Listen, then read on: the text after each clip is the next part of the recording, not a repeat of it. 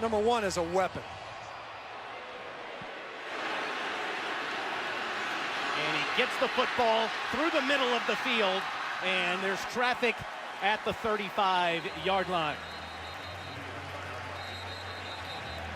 With Matt Stinchcomb, I'm Taylor Zarzour. Chris Button's on the field. You'll see her in just a minute.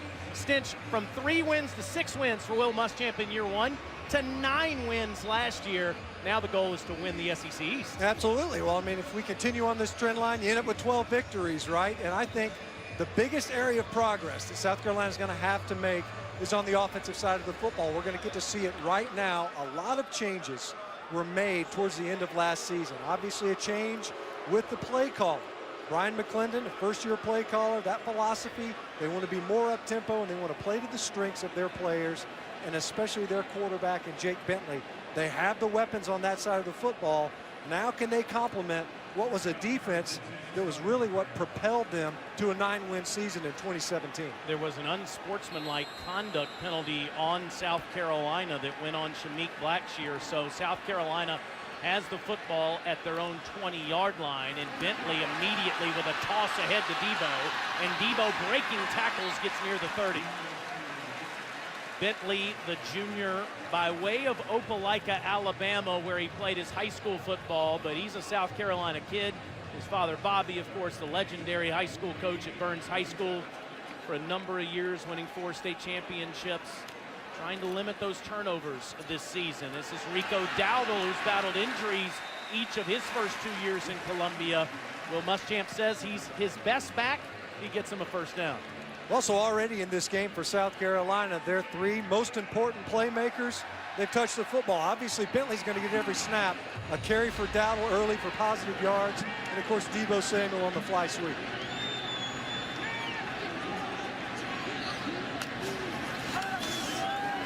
Bentley, middle of the field, wide open is Debo. He's hit up at the 47-yard line. First down, Carolina, after a 14-yard reception for the senior. You see the versatility that number one brings to this offense. We talked to Will Muschamp yesterday in his office, and the question was, what does he bring? More than just the yards, and he brings plenty of those.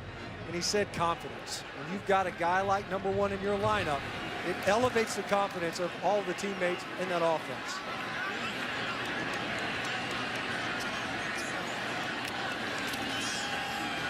Hand off to Rico, and he's past midfield into Chanticleer territory near the 45-yard line. Almost 8 more for the junior from Asheville, North Carolina. Missed 5 games last year with a broken leg.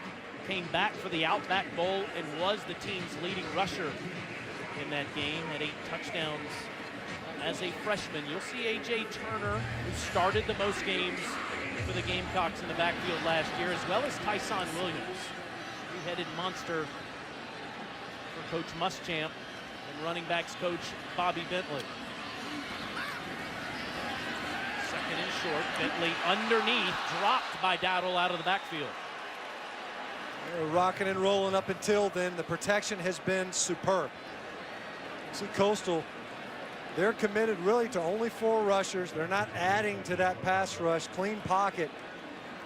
And one of the elements that we really haven't touched on yet, albeit early in a successful drive, this offensive front for South Carolina could afford them offensively all kinds of latitude from a play calling standpoint. Gamecocks were 38% on 3rd down last year. Across the middle, open is Ortre Smith, the sophomore from Mount Pleasant, gives the Gamecocks the first down. Throw a catchable ball. You stab it in there, you got a big target in Ortre Smith, and he just lays it out there, does Bentley. Smith able to convert on that 3rd down. And so much was made about tempo. They don't have to go fast to impact the defense. You can see South Carolina jumping the ball, but not necessarily snapping it right away. 11 more inside the 35. Dowdle inside the 25, inside the 20, still on his feet. 1st and goal, Gamecocks. I mentioned the offensive front earlier. They are asserting themselves early in this game.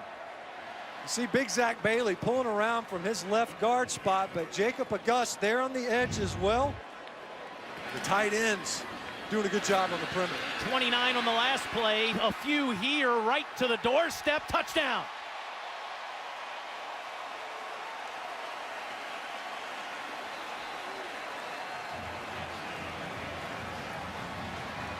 Rico Dowdle gets 34 yards on the last 2 plays of the drive, and the Gamecocks come out firing on the first possession of the season. Well, the offense can't start any hotter than that.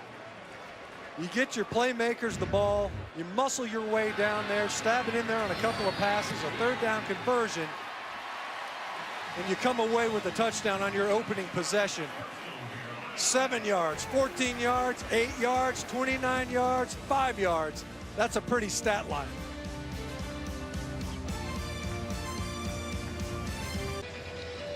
Gamecocks firing on all cylinders on the first drive. Let's say hello to our friend Chris Button on the field. Hey, Taylor, there's been a lot of talk about how the field would look today after they had to tear it up and relay it after the Jay-Z Beyonce concert about a week and a half ago. They laid 90,000 feet of this Bermuda sod. I've walked around. It looks good. There are some seams, a couple divots, but nothing kind of significant. Will Muschamp had his team out here Thursday for a short practice so they would get used to playing on it. They don't have any special cleats on today.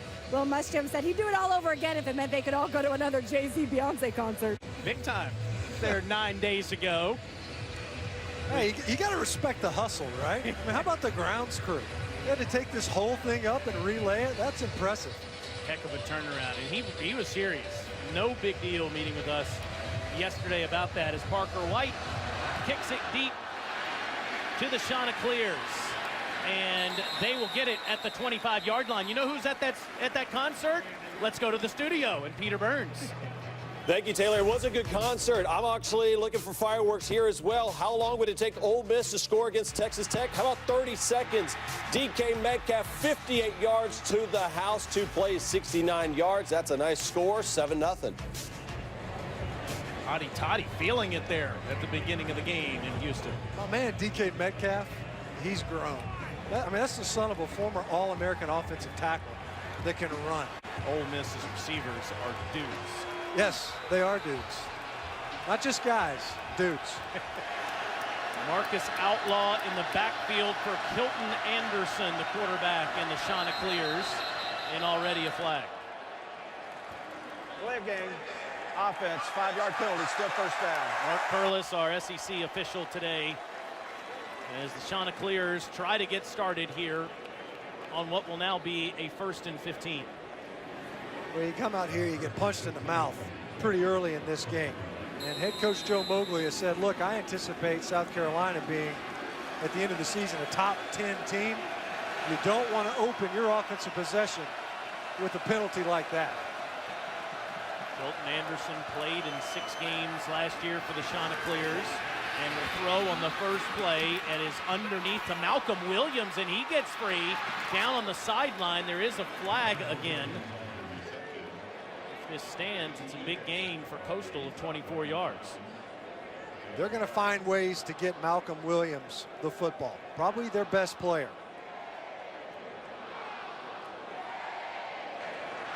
During the run, holding number 5, offense. 10-yard penalty from the spot of the foul. Replay first down. You see it right here on the edge. And it's easy because you end up getting a couple of handfuls of jersey. The officials are going to get that just about every time. It negates a 24-yard gain, and instead, back at the 21-yard line, you see Anderson from Naples, Florida. Team did go 2-1 in his starts last year, even though their overall record was 3-9 in Coastal's first season of FBS play. A little confusion there as he puts the ball in the belly of Marcus Outlaw, the transfer from Boston College, who gets it up to the 25, tackled by big Javon Kinlaw. I think we're going to say that a lot this year. Javon Kinlaw is a guy, he's going to stay on the field for South Carolina for all 3 downs. He's not a guy that they said are going to take him off. He can pass rush. He's got that ability to collapse the pocket inside out. For a big body that can anchor in the run game, if you've got a defensive tackle that can do both, you've got a significant weapon along your front. Actually down 40 pounds season, eliminating Chinese food and pizza from his diet. Here's an option pitch up near the 29-yard line, and that'll set up a third down as Kion Tyler takes it. Joe Moglia is in his 6th season as the head coach at Coastal. He took a medical sabbatical last year. Jamie Chadwell was the interim head coach, going 3-9 in the FBS.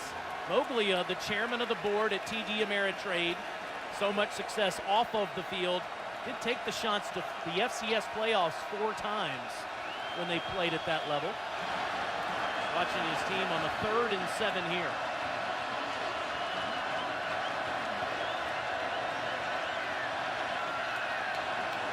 They clock down to 1. Just gets it off. No chance around the edge. Outlaw pushed out of bounds. No gain on the play. Bryson Allen Williams is healthy, and he takes Coastal off the field.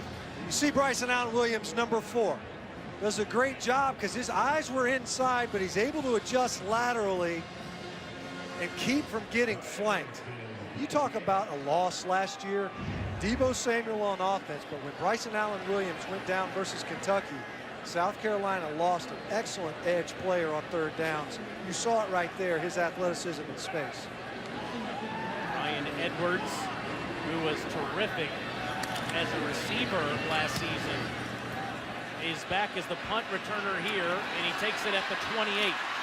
Runs into his own man and is tackled at the 30-yard line. Gamecocks already feeling it on offense, coming on the field for their 2nd drive. Chanticleers practicing so close to the beach, about 25-30 minutes away from campus, the Atlantic Ocean. That's always nice. Do a little warm up there in the ocean and the waves. That's awesome. Well, where do you go for spring break if you go to school on the beach already? You go to like some crummy town? You go inland to the mountains, I guess. Some sad little urban area so you can appreciate that you go to school in a resort locale. Chanticleers used to be part of the South Carolina school system and broke away and got their own independence back in 1993. Impressive what Joe Moglia has built at the FCS level, but with this transition to the FBS level, now in the Sun Belt, really young roster. This defense got pushed all over the field the first time the Gamecocks had the football. Tyson Williams runs into him near the 30-yard line. Brian McClendon is the new offensive coordinator this season for South Carolina, promoted from being the wide receivers coach.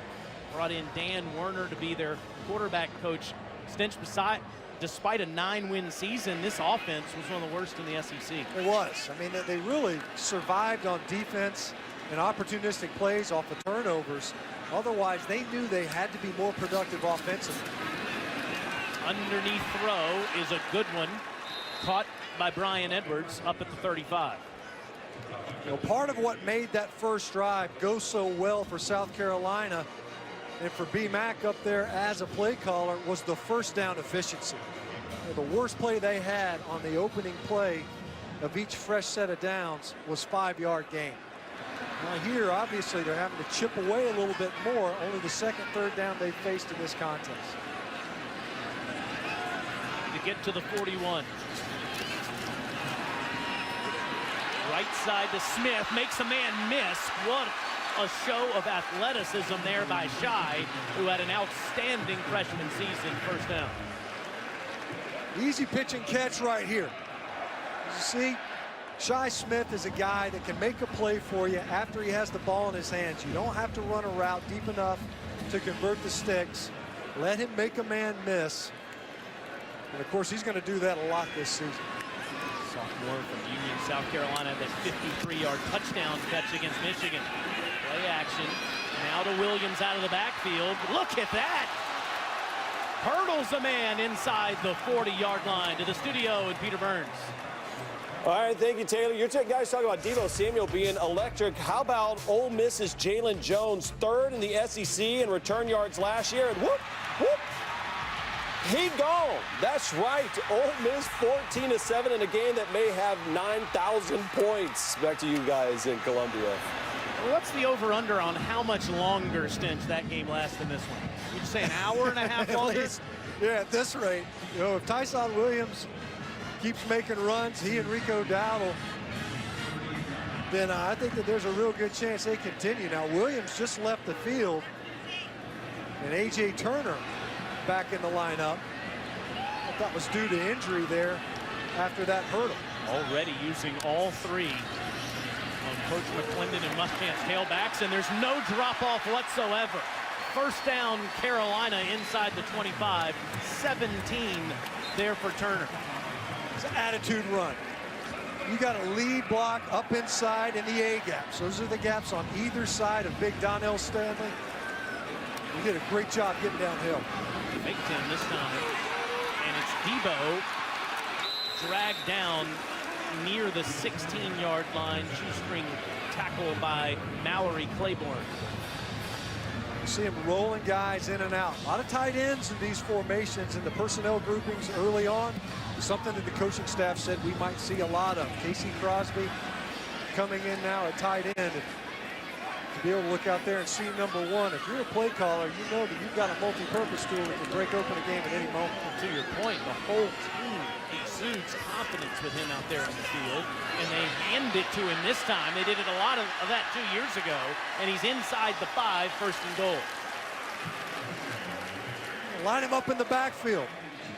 You know, it's fine Debo. You better know where number one is at all times. So you offset him in the backfield and let him capture the perimeter once again. We've seen him now 2 touches in the run game. You better believe that with this more suffocating pace, you're going to be able to sub. The defense had time to sub. The personnel change there that time offensively for South Carolina. But it's the suddenness, the urgency that they're able to rattle off plays. And next thing you know, you've got their playmaker in the backfield. Dropped football on the ground. It looked like Bentley might have gotten it back. Jake Bentley recovers the fumble. It wasn't a bad snap, it didn't look like initially, but the ball turned over. And it looked like Bentley just didn't field it quite cleanly. A little bit low, and you see the ball turn over a little bit as Donnell Stanley kind of shoots it back there. And part of it was, too, he's got a back block. And when you're a center, and you're blocking towards a tight angle to the left or to the right, that can impact the trajectory and location of your snap. Loss of 4. Bentley, pocket collapses, underneath throw, caught, touchdown, Tyson Williams. Talk about improvising.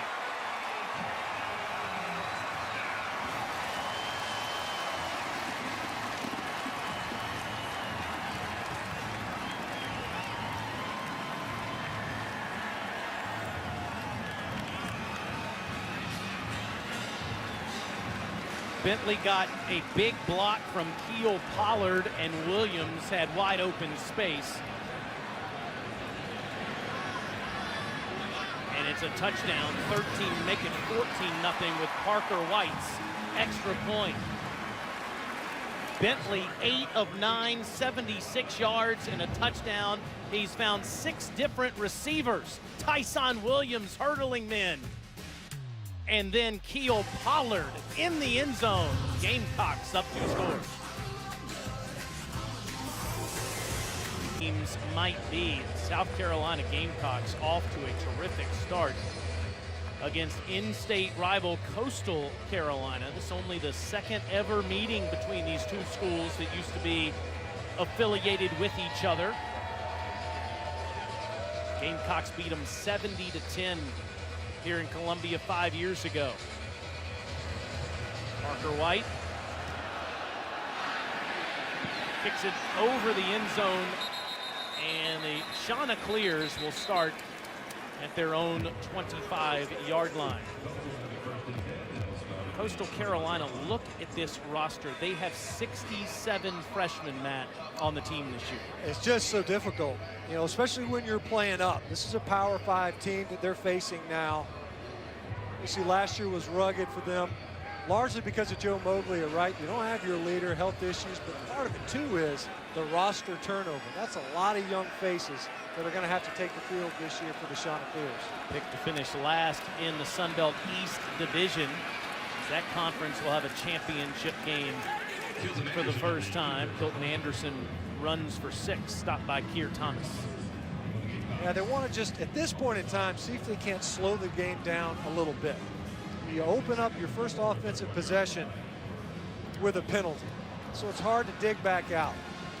This man has been around a lot of football in Joe Moglia. He knows what you have to do to have success or even be competitive in environments like this. We need to see if they can't maintain possession of this football a little bit, let their defense regroup. It's underneath the Outlaw, and Outlaw's right at the sticks. Could be a first down for the Chants. It's always a tough decision, right? You understand it from a business standpoint why a really successful FCS program would make the move to the FBS level, but you are completely hitting the restart button when you decide to play with the big boys. And you can see that because of that overhaul from a roster standpoint, you have to have a forward-looking perspective. You can't expect to right now have a great deal of success knowing that you only have 11 seniors available to come out there and play for 4 quarters on Saturday. Option play, Anderson keeps it himself, and he is dinged up at the 39-yard line by Rashad Fenton. You can stream college football all season long on ESPN+. So start your free trial today by downloading the ESPN app or visiting ESPNplus.com. Or I can just give you Greg McElroy's login information if you want. These guys says he's Pass that along to everybody. I wish you would. Maybe we could font that on the screen. So generous of Greg to offer. I'm sure he would appreciate that. Outlaw and James in the backfield with Anderson that use so many option principles. This time he throws right side, and it's caught. That is Jeremiah Miller down the sideline for another Chanticleer first down. You see, move the pocket a little bit. Kilton Anderson has taken some serious shots, and I mean physically, not just shots downfield. Did a good job that time throwing on the run. Narrowly missed that ball going the other direction, though. Did a great job, Jeremiah Miller, breaking the tackle and able to pick up positive yards, and the Chants doing exactly what they needed to with this possession and moving the sticks. Also have a new quarterback in, the freshman Bryce Carpenter from Venice High School in Florida. Hands in front on a sweep. To the left side, that's Larry Collins out of bounds for a couple. This kid Carpenter was an early enrollee over in Conway, South Carolina. He was Mr. Football in Florida last year. And how about this, Matt? This is not a typo. He scored 137 touchdowns in high school. That's pretty sporty, huh? Busy man.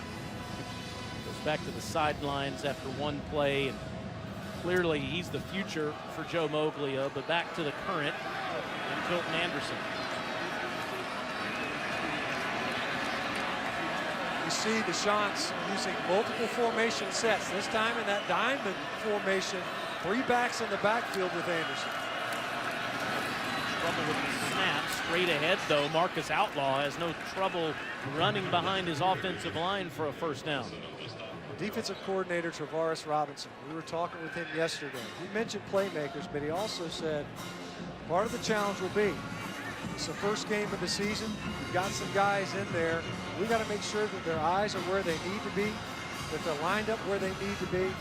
And there's a lot of eye candy. There's a lot for this defense to process. We've seen multiple formations. You'll see orbit motions. That was one of the things that Coach Robinson wanted to make sure his team was ready to play, cleats in the ground when the ball was snapped.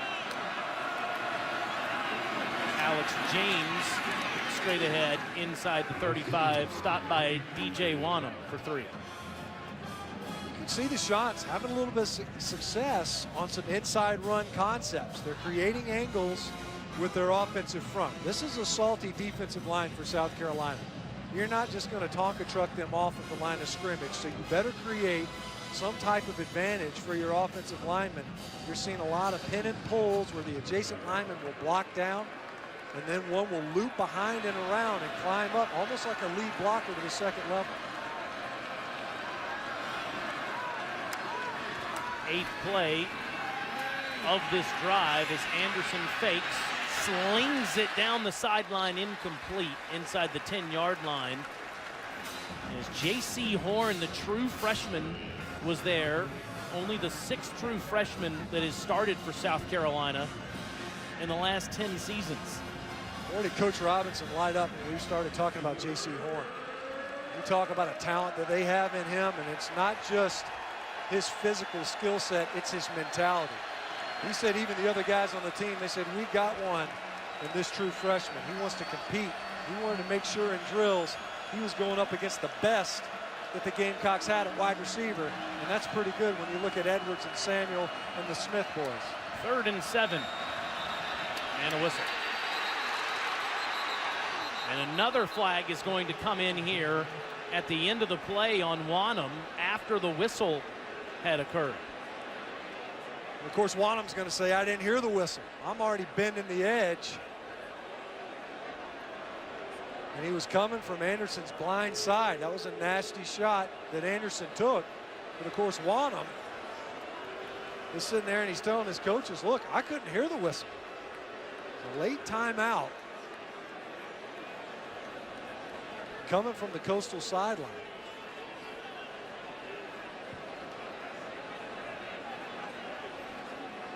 DJ Wonnum, 6 sacks a year ago, 13 tackles for loss. He was the guy. Before the snap, timeout, first charge timeout, Coastal Carolina. Dead ball, personal foul, number 8, South Carolina. 15-yard penalty, first down.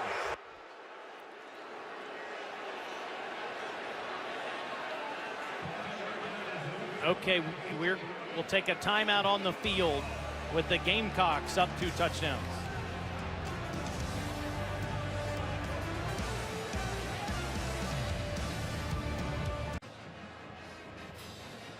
All right, so it's right off of this edge. You're going to see there's going to be a timeout called from Coastal sideline. Listen for the whistle.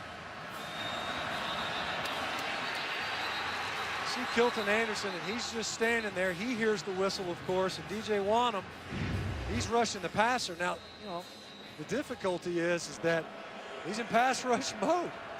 The guy's sitting here thinking, I got clean, beat the tackle off the line of scrimmage. Playing in one of the best environments in college football. It is loud out there on the field. I'm sure Wonnum claims he never heard it, but it gives the Chants a fresh set of downs near the end of the first quarter at the 20-yard line. And Anderson keeps it himself inside the 15 to the field, and Chris Budden. To Wonnum's credit, I'm down here right by the South Carolina sidelines, and you're right by the student section. I didn't hear that whistle either. Yeah, it's just, you got to think these guys, you get locked in pre-snap. You know, the only argument I guess you could make is when you see a quarterback standing flat-footed, maybe something's up, but it's a late timeout coming in. Either way, it gets the Chanticleers well inside the red zone. 10th play of the drive, barely getting it off at the end of the first quarter as Outlaw gets near the 10-yard line.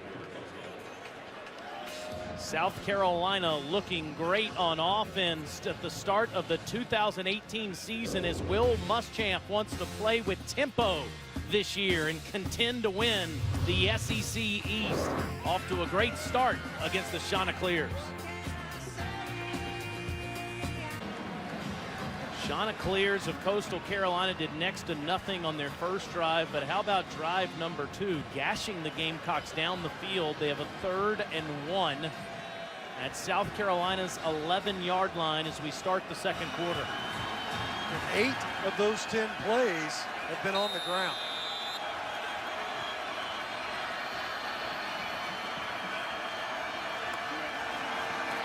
This one is 2, straight ahead inside the 10-yard line. First and goal, Chanticleers from there is Marcus Outlaw, the transfer from Boston College, who had a good average there, over 4 yards per carry for BC in 2 seasons.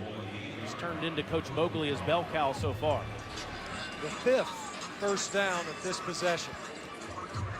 And when Coastal first started on offense in this series, the desire for that possession was possess the ball, man. Let's hang on to it. We got to keep it for a little bit longer. Our defense is gassed.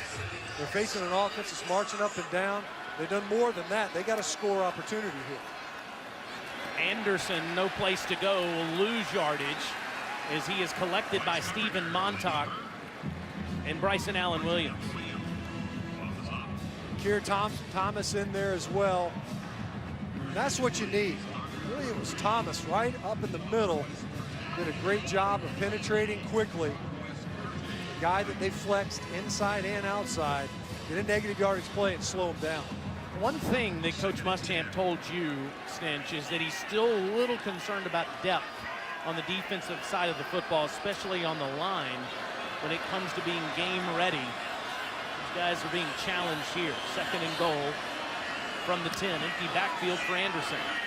Takes off or tries to, but can't go any place. Sacked in the backfield. That's Javon Kinlaw. Montauk in there as well. That time, defensive coordinator Travaris Robinson heated him up. See Montauk, he's directing traffic. He wants to make sure, and you see the slot receiver that time. He's pointing out, I know he's coming. He's got inside leverage on me. This guy's coming off the edge. He's unaccounted for in the protection scheme. Back-to-back negative yardage plays by the Gamecock defense to back up the Chants offense after they marched down into the red zone.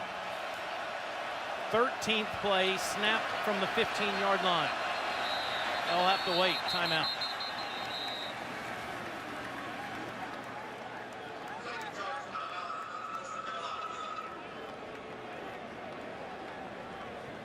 The offense is moving the football on you. What do you need? You need a couple of big plays by your defense. Can Coastal capitalize on a fantastic score opportunity? Different ways can you watch it? There's nowhere to run, nowhere to hide. You have to watch those. You have no games. excuses. You're surrounded. Yep. Huge 3rd down here to convert this red zone possession. See if you can't come away with 6. Careful. Down he goes back at the 22-yard line. Is around, flying in there was Bryson Allen Williams. You better believe number 4 is a difference maker for this South Carolina defense. Boy, did they miss him. That time, though, coming from the 2nd level, and you can see it's almost like a clothesline. See him coming in there, and Anderson, we were talking about earlier, he has taken some shots. He has been roughed up in this football game, and it's still very early. This is Charles Alverson, who is punting, and he's done also some, actually, excuse me, Massimo Biscardi is kicking. That is Alverson holding, and Biscardi's kick is through, and Coastal Carolina is on the board. So the freshman from Downingtown, Pennsylvania, gets Coastal Carolina on the scoreboard. Gamecocks have looked terrific on offense. They get it back. Party, drive sober, or get pulled over. All the legends in South Carolina history. Look at that duo. Heisman winner George Rogers in that frame. Deebo Samuel, Jake Bentley already have their own picture. And today both of them have looked good on offense. Deebo back healthy again, waiting on this Coastal Carolina kickoff as he stands near the 5-yard line. And let 6 touchdowns in 11 quarters last season before that broken leg that he had against Kentucky in the 3rd week of the season. But what he did to NC State and Missouri. Filthy. Just filthy. Miles Prosser kicks away from Deebo, and it's fielded inside the 5-yard line by A.J. Turner, and Turner's back past the 25-yard line.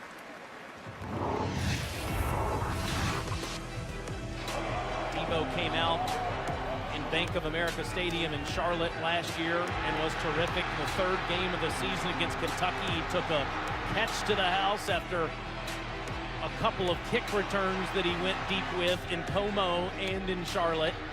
This guy has been all over the football field. The one problem has been staying healthy through his 4 years in Columbia. Just hadn't been able to complete a season. Otherwise, he's done everything else. Those 2 kick returns last season, 194 yards. It's unreal. Bentley wants to go deep. And he overthrows Deebo barely, who had a step on the defender. For more on Deebo, let's go to the field in KB. You guys talked about those injuries. I talked to him this week about it, and he said after his freshman and sophomore year when he was dealing with the hamstring injuries, he got to a really dark place and he wanted to quit football completely. So I asked him what was the difference this year. He said he tried to stay positive. A lot was conversations with his mom, his dad, and Will Muschamp. He said the hardest part was getting back into football shape for this kind of speed of this offense. Rico Dowdle past the 35-yard line. It'll be 3rd and short from there. I'll tell you another guy that's involved in this program directly now that can speak into a situation in overcoming injuries, especially a career plagued by injury, is Marcus Lattimore. Maybe one of the better players that we've seen come out of this program in a long time. Underneath to Dowdle, who breaks tackles and stays on his feet for a Gamecocks first down. Debo was slowed by injury, as was Rico Dowdle.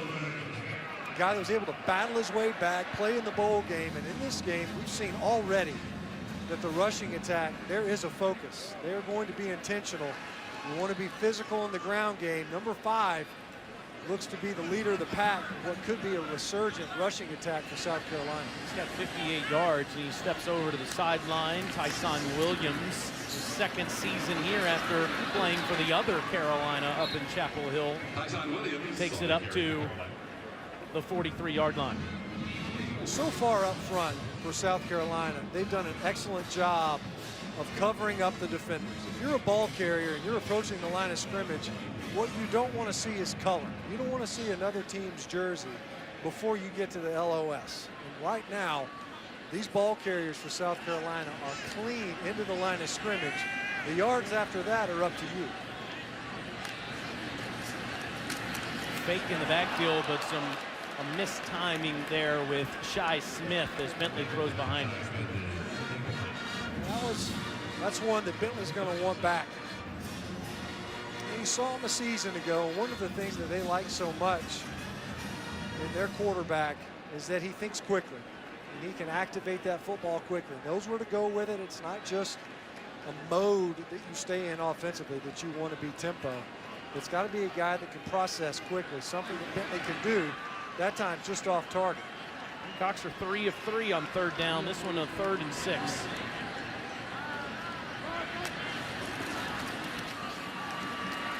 Jake will run and get right near the sticks, but it looks like he's going to be a yard shy.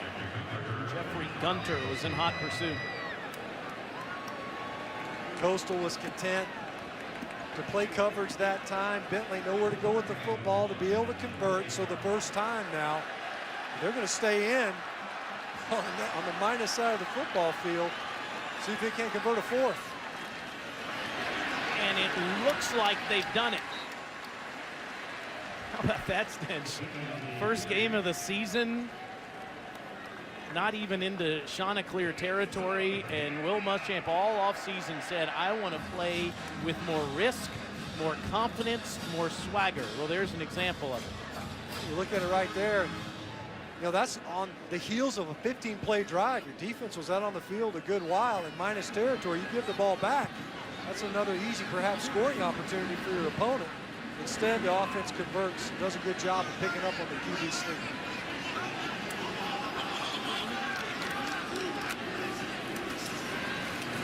Rico cuts back inside the 40 to the 42 for 8 more.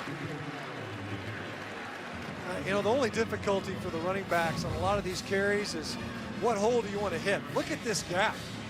You know, the entire logo on the 50-yard line was uncovered defensively. Rico Dowdle does a good job, sticks his foot in the ground and gets upfield quickly. Hernia surgery 2 years ago, had that broken leg last year.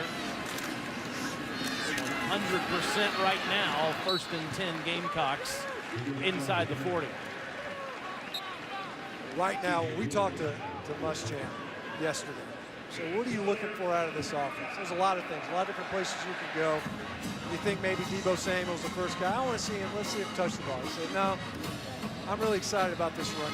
We got to be better running the football. I'm excited to see what that looks like. Loves his offensive front, likes what he has at running back. Now let's see it out on the run. Nice couple of carries here in this sequence for the Gamecock offense. 10th play of the drive, Tyson Williams stands to Bentley's right. He'll throw.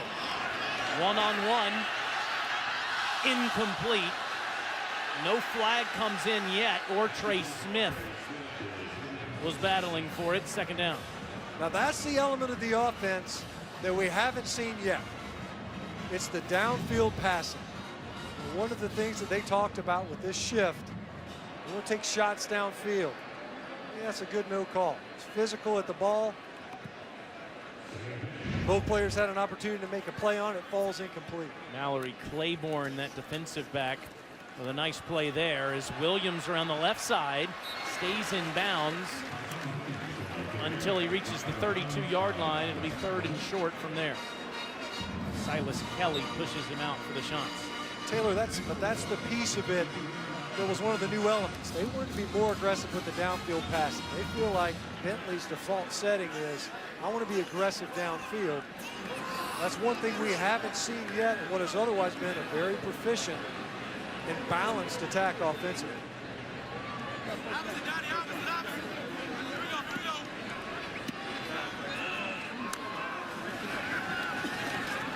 Middle of the field is open, and inside the 30-yard line, it'll be 3rd and short.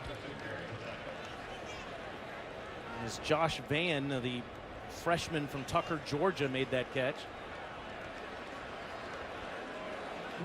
He's definitely short of the line to gain. And if you're Vann right there, obviously you want to lead him, and it was a nice throw by Bentley. Try to get upfield right now to pick up the yards. Over a yard. Into the fullback in front, and inside the 25, Rico Dowdle lining up in that position. Gets the first down. Quick hitter right now. Get downfield. Casey Crosby folding in there from tight end. He ends up being a lead blocker for a fullback. Great quick conversion there. Now 2 4th-down conversions. One on the minus side of the field. Now another for the Gamecock offense. Rico can do it all back there. You see why they're excited about him. That was a nice power run. Bentley. End zone. Edwards. Touchdown.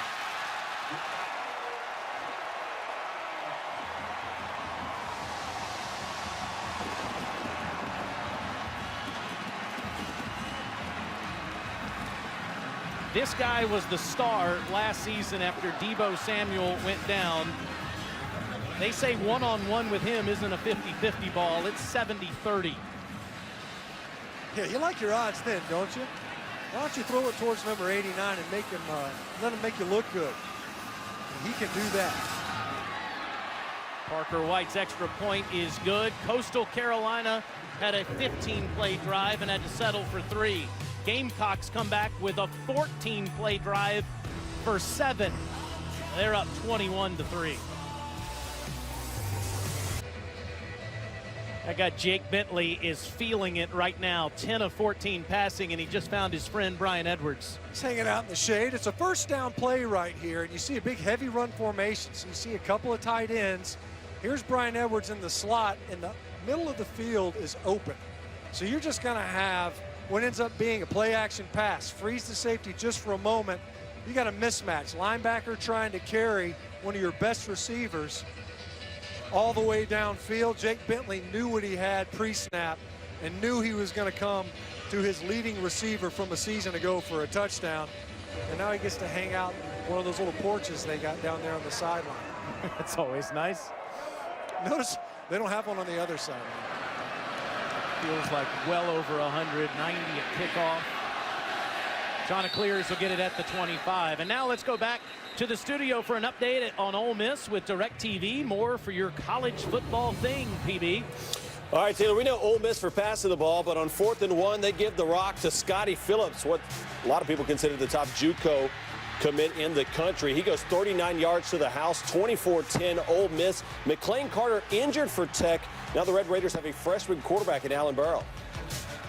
How about those Rebels running the football? Hadn't seen that in a while. I mean, listen, if they can start doing that, they kind of like their offensive front to complement the receiving core of Jordan Ta'amu. That is a scary offense. Colton Anderson and the Chanticleers get a flag thrown immediately as he throws the sideline to Malcolm Williams. It looks like Fenton Island Might get whistled here.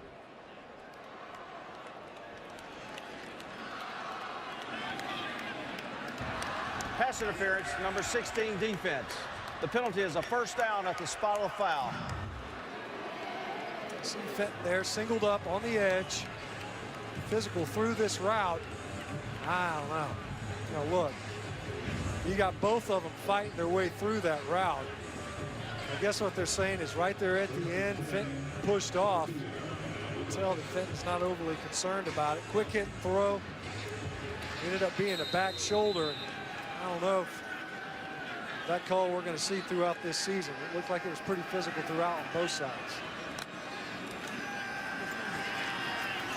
Underneath throw out of the backfield goes to Kion Tyler near the 40-yard line. Monday at 7 Eastern, 6 Central. Thinking Out Loud is back for another season with Greg McElroy and Marcus Spears. They'll talk football and want your participation via social media throughout the show. It's also available streaming live on the ESPN app. After 15 hours a week with me, what McElroy needs is another talk show. Absolutely. No doubt. I can see you tuning in and listening to it. Those guys are great, and look forward to hearing them, watching them on Monday. 2nd and 4. Outlaw. He's got a first down, and Matt, the Chanticleers have run the football effectively as a couple of flags come in at the end of the play. Yeah, a little extracurricular there at the end. Chanticleer center Trey Carter tangled up, was finishing the play, blocking through the whistle, and it looked like it was Sherrod Green, took exception to it.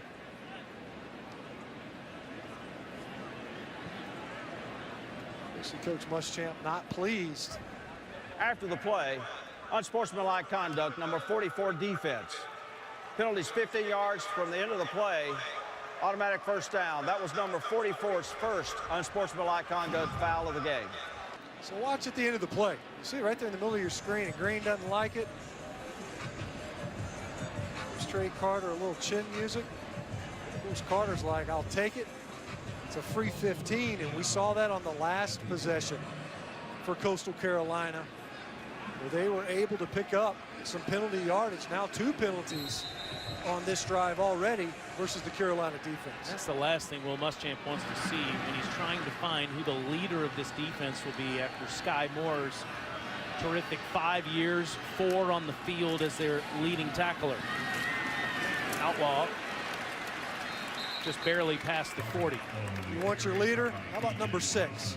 How about TJ Brunson, the first guy that Muschamp recruited when he got the job here at South Carolina, leading tackler from a season ago, at least returning for this year. And Brunson's the guy that Travaris Robinson said, I'm going to make him a leader. Doesn't come naturally to him. I'm going to make sure everybody understands this guy's voice is the same as my voice. You make plays like that, you get the attention of your teammates. Well, there's no doubt he was the best defensive player in August through the scrimmages and in practice. 2nd and 8 for the Chants near the 4-minute mark of the first half. Play clock barely gets it off.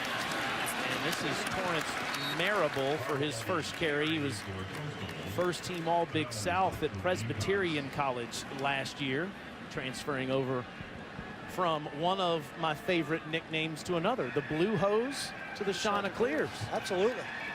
You know, one of them, I think the Chanticleer isn't it a well-dressed? Oh no, it's cunning and witty. It is. Okay. If it were wearing attire, there's no question it would be well-dressed. Yeah, the Blue Hose I think would complement it nicely. You know, the commitment to the ground game by the Chants offense is pretty remarkable. Only 4 passes. 18 rushes so far. The throw here, and it's batted down at the line of scrimmage, 4th down.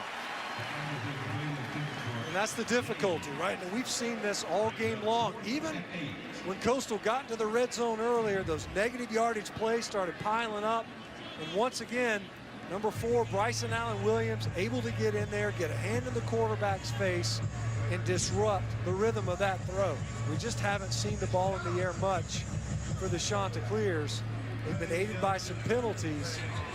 They were only able to capitalize for points earlier on the previous possession. This time they'll turn the ball over. Alverson's second punt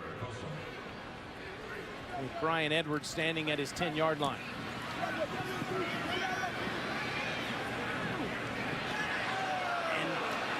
And it appears, at least at first, that Coastal Carolina is pinned South Carolina down at the 2-yard line. We'll see if that is the way that it stays through the replay process.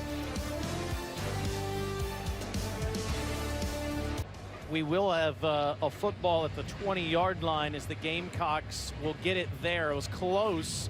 As Jaquez Hairston here, Stinch, made a terrific play, but it looks like the ball had already crossed the plane of the goal.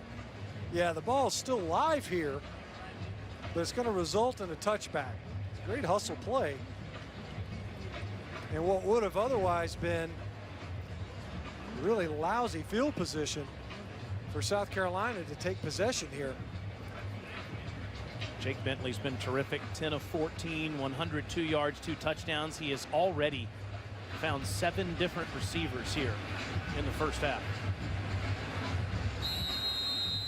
Junior played some of his high school football in Opelika, but born and raised in the Palmetto State.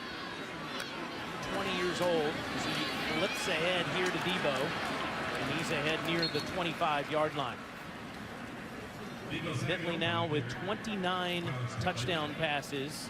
Of course, his dad is the running backs coach. His brother was the quarterback at Rutgers, is now a GA here. Has another brother, Schuler, a quarterback at Murray State. His dad won all those state titles just up the road in Duncan, South Carolina at Burns High School. Just exudes leadership. And he almost got kicked off there as that was deflected by Silas Kelly. What was interesting about Bentley is he grew up and said that his hero when he was a kid was a guy by the name of Willie Korn. And Willie, of course, the former 5-star high school prospect who played at Clemson for Tommy Bowden and Dabo Swinney, then transferred to North Greenville University. Now the wide receiver coach of the Chanticleers talking to his former high school coach there, Bobby Bentley. That's a great moment right there. You see a coach visiting with a player, obviously a really accomplished player for him, now doing what his coach does. Oh, Bentley takes a huge hit there. He did not see Kelly coming. Kelly makes 2 great plays in a row, forcing a 3-and-out. See Kelly, he was lined up right in the middle of the formation. And Bentley gets grilled. You can see he's looking to unload. He never saw Kelly coming though. He was looking to throw this football. The inside linebacker coming on an A-gap blitz right in the middle of your protection. And Bentley had no idea that it was coming. One of the best punters in football is Joseph Charlton, the junior from here in Columbia.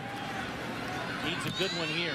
His hang time is just outrageous, and it is again, as a fair catch will be made inside the 40 at the 39-yard line. Coming up at halftime, you can watch the live performance of the mighty sound of the Southeast, Carolina Marching Band on SEC Network. Plus, start streaming now on the ESPN app. You're a little concerned about them wearing that get up in this heat. Yeah, I mean, just you always look at those band members. It's like their uniforms are made out of worsted wool or something, like some big, heavy garments.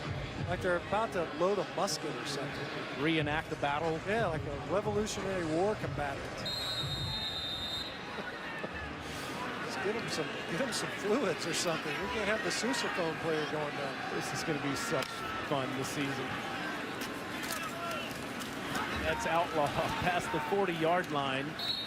Under 2 minutes to go. Interested to see how Coastal calls plays here, trying to tack on a few points before the half as Keir Thomas makes the tackle. They've had no success passing this football. And in fact, all they've done is gotten their quarterback hammered and or risked a pick going the other way.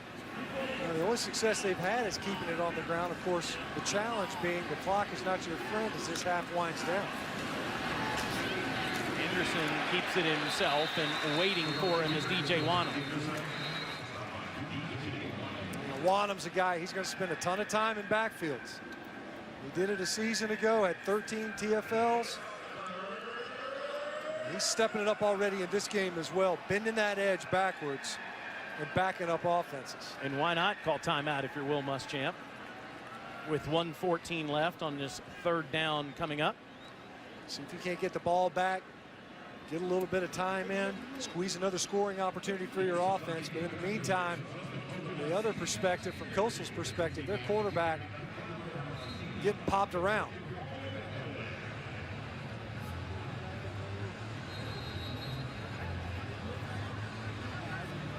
See Kilton Anderson. They're on the sideline. They're trying to get his head on straight. Obviously, they don't want to give the ball back to South Carolina with time yet on the clock. Risk another points going up on the wrong side of the board. 1:14 to go in the second quarter, with the Gamecocks looking for their first win of the season after a 9-4 season in 2017 that included that big Outback Bowl victory over Michigan. Dogs are coming to town next Saturday afternoon.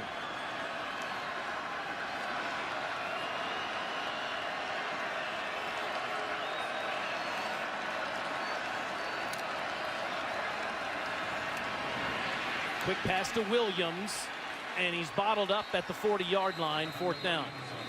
Gamecocks will call another timeout. They have one left. And now let's look at Mayhem Moment, brought to you by Allstate.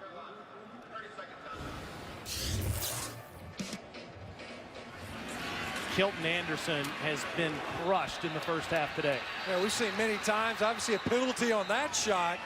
They'd already called timeout, edge pressure, able to get to Kilton Anderson again and again. And we've mentioned a lot of running plays that have involved the quarterback. They've run a couple of option concepts where the ball's coming out of Anderson's hands.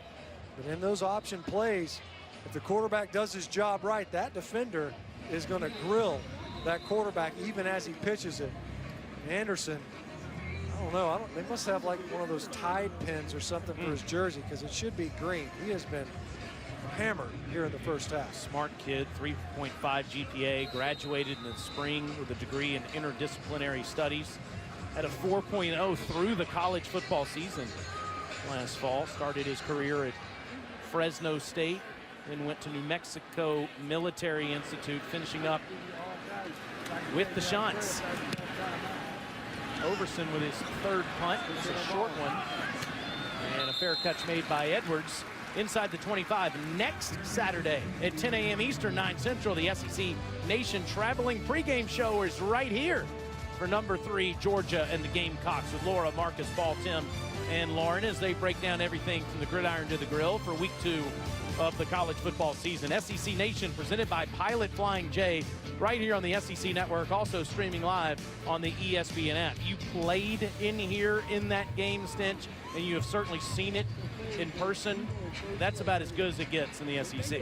Yeah, it's going to be smoking, man. It's going to be an unbelievable atmosphere, especially when you look at that East Division race and the hopes that South Carolina have, and a lot of it hinges on that second week of the season. Ryan McClendon decided to do it here with just under a minute to go and one timeout. He immediately has Bentley throw it to Shi Smith for a first down to move the chains. Get Shi Smith involved, you pick up the first, and this plays right into their mentality to be able to march down the field with a timeout to play with. And look how quickly they go underneath. So that's completed to Edwards, and Edwards gets past the 45-yard line to the 49. That ball looked like it came out. And Enrico Dowdle with the recovery. Otherwise, Edwards is tackled probably short of that first down. Ball comes out. Dowdle with the heads-up play downfield. 37 seconds left. Underneath. Straddling the sideline is KC Crosby, the tight end. And that's another first down for 14 yards. A senior from Bamberg, South Carolina, who broke his leg against Arkansas last year, but was terrific as a tight end a couple of years ago before the Hayden Hurst era began. It's Crosby on the recovery. I was incorrect before. Back-to-back, nice plays. It's nice stiff arm, too, by Crosby after the catch. 30 seconds left as they approach field goal territory. Bentley, near side to Debo, stiff arm, out of bounds inside the 22. How's that for a physical finish out of your playmaker in Deebo Samuel?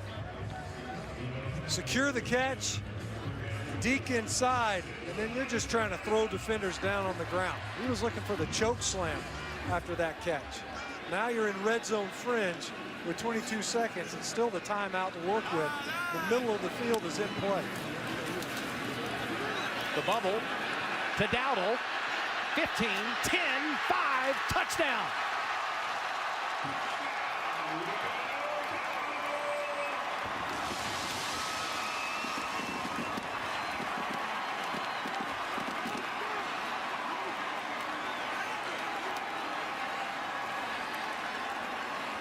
Five plays, 76 yards in 45 seconds, and didn't even use the timeout. This new offense is rolling.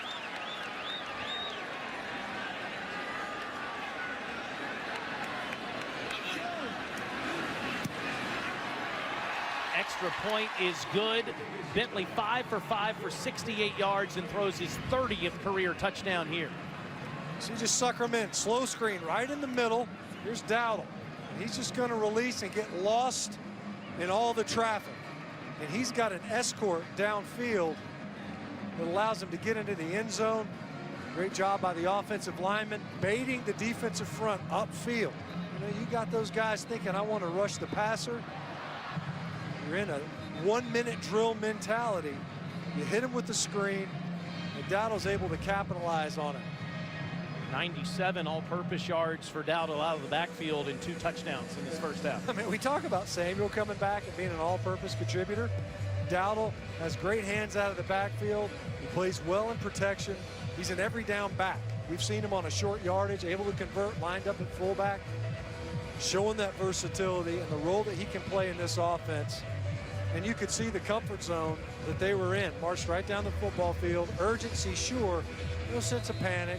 And you end up sitting on that timeout, leaving it in your pocket. We told you about that touchdown pass being his 30th just a second ago. I mean, consider the fact that this is his 20th game, and he's already 9th in South Carolina history in touchdown passes. If the mentality is to bend the routes downfield, bigger passes, more aggressive, there's more plays. They continue to stack up sequence possession plays, one series after the next. You have to think that the touchdown passes are going to follow. Offense last year, as we've mentioned several times, it struggled. 108th in the country in total offense. At only 5 plays over 40 yards. That's worst in college football. And they only scored touchdowns, Finch, 22% of the time in the red zone. You put all that together, and you're thinking, they probably went 4-8. Right. They went 9-4 right, because they didn't commit penalties and they created turnovers. Right. Yeah, now you need that offense to blend in with that. No question. You know, they talk about, all these coaches say it, complementary football. You can't just win with one phase, although South Carolina did a pretty good job of it. Offense, 5-yard penalty, still first down. And so that was the reason for the change this year, to promote Coach McClendon, who had his shot against Michigan in the Outback Bowl, performed beautifully in the second half, got the job permanently. Bring in Dan Werner, who has all that experience at Alabama, Ole Miss, and Miami to help him. Working well so far in the first half against the Chants, who had another delay of game penalty here with 14 seconds left in the half. And just a kneel down for Anderson, and he'll take it to the locker room. Well, other than the one drive, 15 plays by the Chants offensively, you could point to a pretty clean half of football, especially on the offensive side for South Carolina. A couple of fourth down conversions on one scoring drive, a very well executed 1-minute drill. The quarterback got popped one time. They're not going to like that very much from the South Carolina's perspective. And Coastal, what they're saying is, look, we're going to have to regroup once again. They had one good scoring drive. Somehow or other, we got to help our defense and not only possess the football, but come away with points like they were able to do on just one of their offensive possessions. Gamecocks 28-3 on top of the Chanticleers as we head to the half. But first, we head to the field with Chris Budden. Coach, you've been working on that up-tempo offense. What did you like about that execution on the scoring drive? Well, we scored on every possession except for one. We had a busted protection on third down. We had a guy open, but I thought we were pretty efficient offensively. We got to eliminate some of the silly penalties, especially on defense, have been hurting us. 2 quarters left to play. What more would you like to see? A lot more points. Copy. Thank you. South Carolina 28, Coastal Carolina 3. Let's go to the SEC halftime report with PB Chiz, the Chanticleers 28-3. He's Matt Stinchcomb. I'm Taylor Zarser. Chris Budden, she's down there. You'll see her in just a minute. How about that Gamecock offense? New look offense in the first half. Nice and balanced, executed well, had to overcome some adversity at times with back-to-back fourth down conversions. They had to be pleased with the way they opened this game up. Let's take a look at Playing with Style, brought to you by Belk. It all starts with the quarterback, Jake Bentley, finding all sorts of different receivers all over the field. And having to improvise at times. Buy time in the pocket, see if you can't deliver the football downfield. The touchdown throw to Brian Edwards was the longest pass completion in the entire first half, and then a screen pass to end and kind of punctuate that first half right before we entered into the intermission period. Very impressive so far. Very balanced is this Gamecock offense. Found 9 different friends out there. Making friends, and you know what? The best way to make friends as a quarterback? Give the ball. We've made friends with Chris Budden. She has a report for us. Hey, KB. Well, Joe Mowgli had told his team at half-8, you guys are playing what I consider one of the best teams in the country, so give it everything you got. Don't look at the score. He did say he was pleased with his offense and his special teams. He said, on defense, I'd like us to do a better job of recognizing the guys coming out of the backfield. But on the other side, South Carolina's defensive coordinator, Travaris Robinson, before they ran into the locker room for timeout, he told his team, hey, even despite only giving up 3 points, we haven't gotten 1 turnover. I want the ball this half. Well, he immediately gives it to Torrance Marable, who only had 1 carry in the first half and gets a first down on the first carry of the second half. Marable was a little bit quiet, something we were talking about, anticipating him getting more touches there in the first half. And, you know, Joe Mowgli has a great message to his team. He wants to make sure that these guys keep their eyes off of the scoreboard and on the field of play. Try to capitalize on your opportunities in the second half. 11 yards there for the sophomore. Now he goes to the middle of the field and gets a few. The second down from there. Gamecock defense playing without its unquestioned leader, Sky Moore, who graduated last year, allowed 69 yards in the first half, fewest in 6 years. Pretty impressive, to say the least. And, you know, Coach Muschamp hit on it a little bit.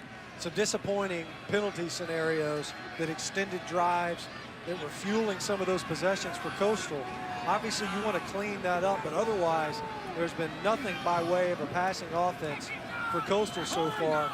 And most of the runs, they've ultimately been able to shut down with negative yardage plays.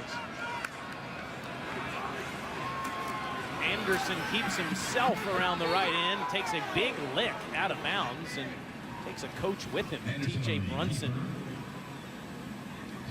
was the one that delivered it after the first down carry. We talked about in the first half, Anderson taking shots. See Brunson there, right as Anderson trying to get to the yardage needed to convert the first down, was able to do so, but takes yet another blow. Halftime couldn't have come at a better time for the quarterback of the Chanticleers, just to make sure that he had his head on straight to come out here for the final 2 quarters, because he had been taking a beating.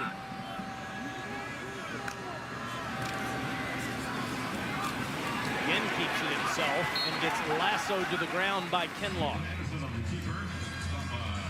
That's a big man.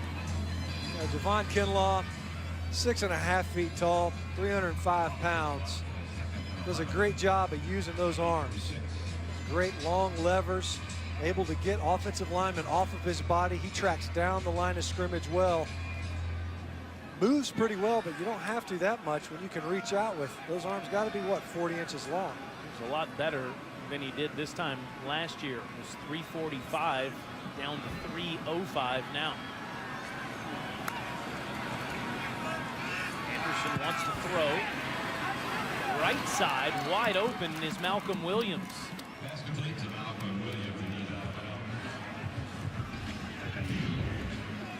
Working against Keyshawn Nixon, the fastest defenders, he just gets turned around in coverage. Great job, outward breaking route. And Malcolm Williams, as we mentioned, probably the best playmaker for the Chanticleer offense. Can't get enough touches here in the second half to try to put up some yards, and a nice opening drive here in the second half for Coastal. This is the first one that Coach Robinson mentioned when he turned on the film. He said, watch number 9 for the Chants. Watch number 7 as he comes into the picture is J.C. Horn, the true freshman, immediately making an impact in his first game.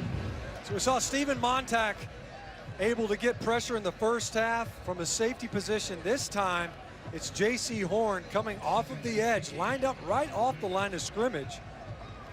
You talk about a mismatch, because you're talking about a guy with exceptional speed. Any of these guys that can play physical in the box and provide a pass rush presence, you're able to manufacture pressure that way.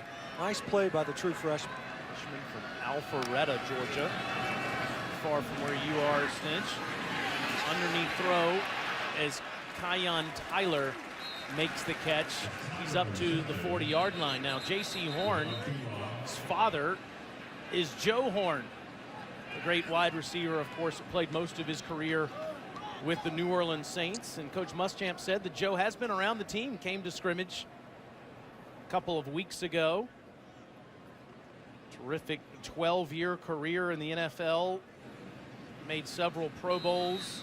Brought a phone out of his shoe once.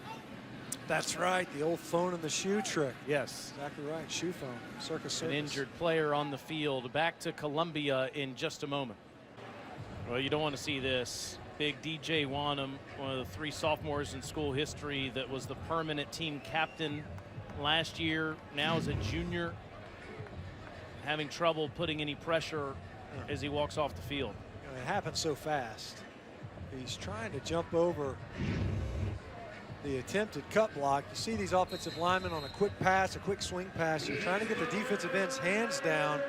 And when Wanham went to jump, he rolled his ankle inside. That could be a big loss for the Gamecock defense. 3rd and 16, underneath pass is complete inside the 35-yard line to Malcolm Williams. It's 4th down.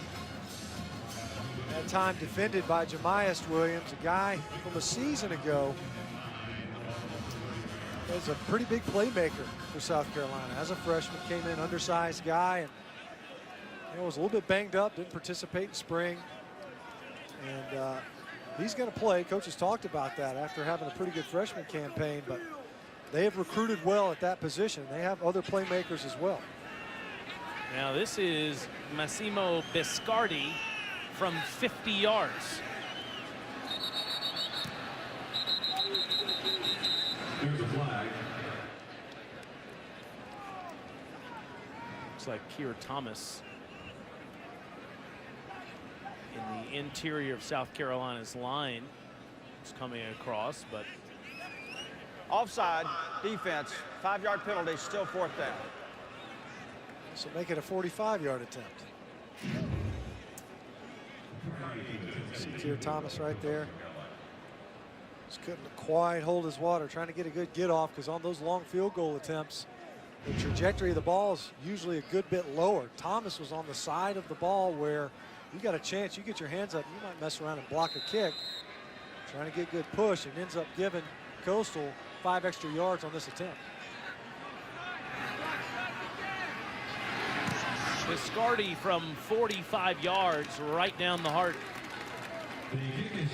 Chanticleers with another field goal trail, 28-6, making the drive over here to Columbia. The superheroes. Right.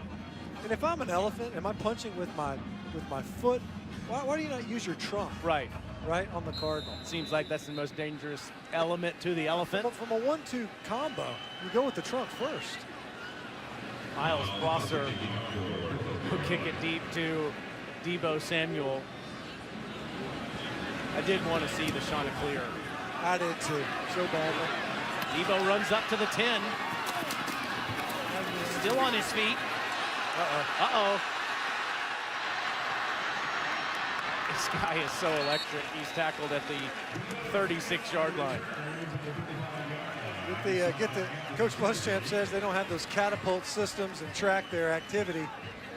If they did, he probably would have shut him down from the sideline. They'll be running around out there too long. He was about to run another 40 yards to try to get loose again. You can just see how exciting it is when Deebo Samuel has the ball in his hands. Well, and keep in mind, Stench, that you can fair catch a football anywhere inside the 25 and get it at the 25. If they kick it to Deebo this year, they're not doing that. Rico Dowdle just barely past the 35-yard line. He had a great first half. Look at that. 7 of his 10 touches, first down. Get that man the ball. Gets in the end zone, too, off of a screen pass.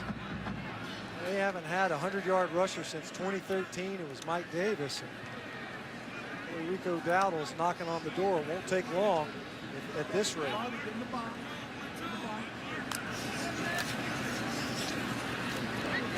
Bentley in stride finds Shi Smith, and Smith is in the Coastal Carolina territory. 20 more yards. Bentley did a great job of fielding this snap. Donnell Stanley, a couple of these snaps looks like he's snapping a medicine ball back there, like it's got a weight in it, just drops low. Rico straight up the gut. Gets to the 35-yard line near another first as Braden Matz makes the tackle. You know, back to Shi Smith for a second. Bentley said that he made him go wow several times in August. He had a big freshman season after Deebo went down. You just think about how challenging that is when you consider what Bentley's seeing in practice every day. You got the Brian Edwards out wide, the talents like a Deebo Samuel. To know that you've got a Shi Smith or Trey Smith, another big target, for you to stop and say, wow, what that guy just did, that's saying something. It's one thing if you just got one of those types of guys. The receiving core is impressive here for South Carolina. It's Dowdle near the 27-yard line. This Coastal Carolina defense has been pushed around by that massive offensive line that the Gamecocks have this season. Quickly on a 2nd and short, and Dowdle about a yard shy of the first down. They're giving up about 40 pounds a man across the front. And just the size of this Gamecock offensive line, tackle to tackle. They're doing a good job getting excellent push, but also capturing the edge. Looks like the Chanticleers are off sides. Could be a free play. Bentley one-on-one to Deebo Samuel, and here comes the flag. It's Mallory Claiborne that could be whistled for it. You see Bentley wants that throw back. Felt like he could have put some more air under the football.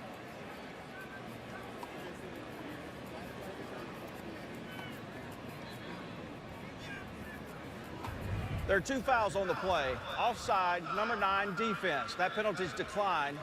Pass interference, number 7, defense. 15-yard penalty from the previous spot. First down. Trying to get the ball to Deebo Samuel downfield. You see, yeah, just holding. Gets his head around, but way too much contact. Samuel couldn't work his way back to the football. But the veteran presence to know that, look, we get him to jump a little bit. It's not only a free play, but I got a first down either way. I can take my shot, know I got a fresh set of downs. That's the game within the game that these quarterbacks are able to play, especially the ones with experience. You see the trips to the top. Bentley escapes inside the 10, tackled at the 9 by Anthony Chesley. And wisely gets down. You know, Bentley can run. He's not a runner. And by that, I mean he's not a guy that you're going to be running a lot of zone read concepts, a lot of quarterback pulls. He can catch a defense sleeping. He had a couple of nice runs last year. The Vanderbilt game kind of stands out, able to get in the end zone on a scamper. But he needs to be smart. He's bought time. That time was able to get down to stay clean. Tyson Williams following Keel Pollard into the end zone.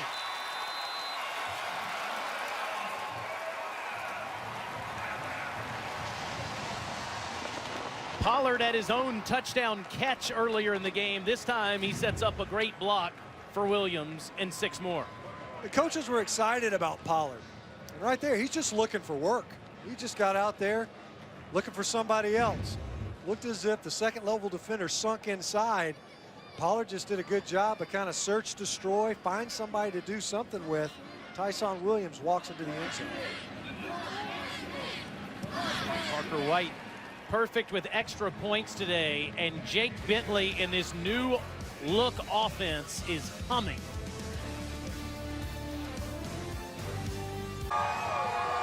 Welcome back to Williams-Brice Stadium, where Sandstorm has become an anthem here. So how did this all start? Well, back in 2009, when South Carolina was playing an undefeated and top-ranked Ole Miss team, on a crucial 4th down, they played this song. It was so loud in here that they forced Ole Miss to have to take a delay of game penalty. So then they played it the next game when a big moment came, and it kind of just rolled on from there.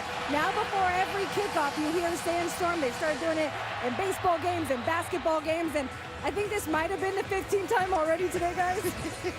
You should see Zarzer up here. Toe tapping? You look like you're at a rave. Would you like a glow stick? I do get fired up for Sandstorm.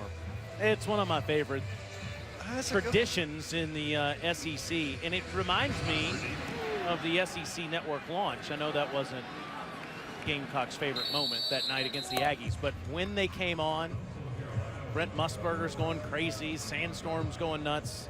It was a pretty cool way to launch the network, and next Saturday, SEC Nation will be here, and then the Dogs are coming in, and this place is going to be going crazy at 3:30 Eastern. They'll have it amped up, bro. That's a long song. My wife plays that in the spin classes and stuff. It's a great spin song. It's ruined Sandstorm for you. Get actually broken off. Hilton Anderson and the Chanticleers did kick a field goal last time. He kept it himself, and he is going to be worn out tonight. It's 6. It's Eldridge Thompson makes the tackle. We were talking about the Chanticleers earlier and about their connection to South Carolina. The school started in 1960 and was part of the South Carolina system. They were the coastal campus for the University of South Carolina until 1993, when they branched off and became their own independent school. Played FCS football until last year. Joe Moglia took them to the playoffs 4 times, and now they're at the FBS level in the Sun Belt. And it's going to take a few years, Stench, for them to get to the top and compete with the Troys and the Appalachian States. No question. And Joe Moglia knows that. You know, if you could expand his comments that he made about this game specifically onto the macro level, just keep doing what we're doing. You know, we got to keep grinding forward. Part of it's just the natural maturation that has to happen on an incredibly young roster, that eventually you're going to reap the rewards of all this playing time. You have to play some of these guys early. Arkansas State also expected to be really good this year. They're at Alabama next week. Underneath throw to Williams, short of the 1st down. It'll be 4th down there. Nick Harvey coming up from his safety spot. Laying the wood just underneath the yardage needed. And Kilton Anderson on that carry a couple of plays ago was pretty slow to get up. And I think that as this game wears on, it's really starting to take the toll. We saw Bryce Carpenter for, what, 1 snap in the 1st half. They want to get him some reps. We might see that sooner rather than later. Nick Harvey, by the way, a transfer from Texas A&M. Added to the defensive back depth for Coach Muschamp. Alverson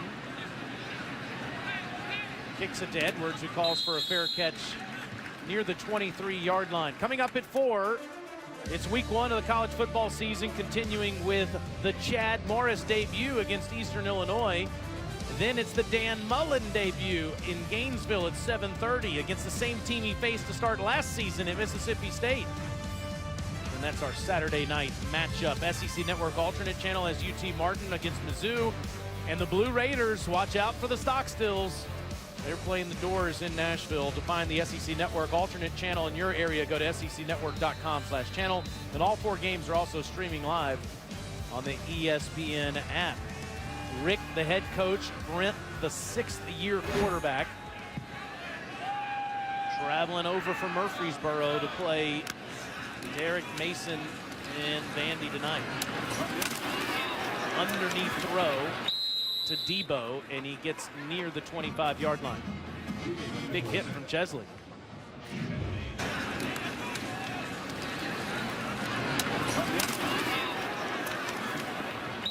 Pads popping. Get your decals smudged a little bit. New decals, incidentally. Look at these South Carolina helmets. They got that Carolina script versus the C logo there on the side. They'll have those on the other 2 helmets. The white and the black helmets they have this year. Had it down, and what a good play by Bentley to prevent a pick 6 as Chesley was right there. It's twice we've seen some of these quick hitting passes where an edge defender is able to get their hand on the ball. And that time, you're right, Taylor, that's smart by Bentley. Just get the ball down on the ground quickly. Make sure that this is an incompletion and not an interception going the other way. Chesley, the senior from Temple Hills, Maryland, all over the field in these last 2 plays. Nowhere to be found this time, although there's a flag down as Shi Smith has a first down catch at the 45-yard line. It's like another free play for South Carolina. You see.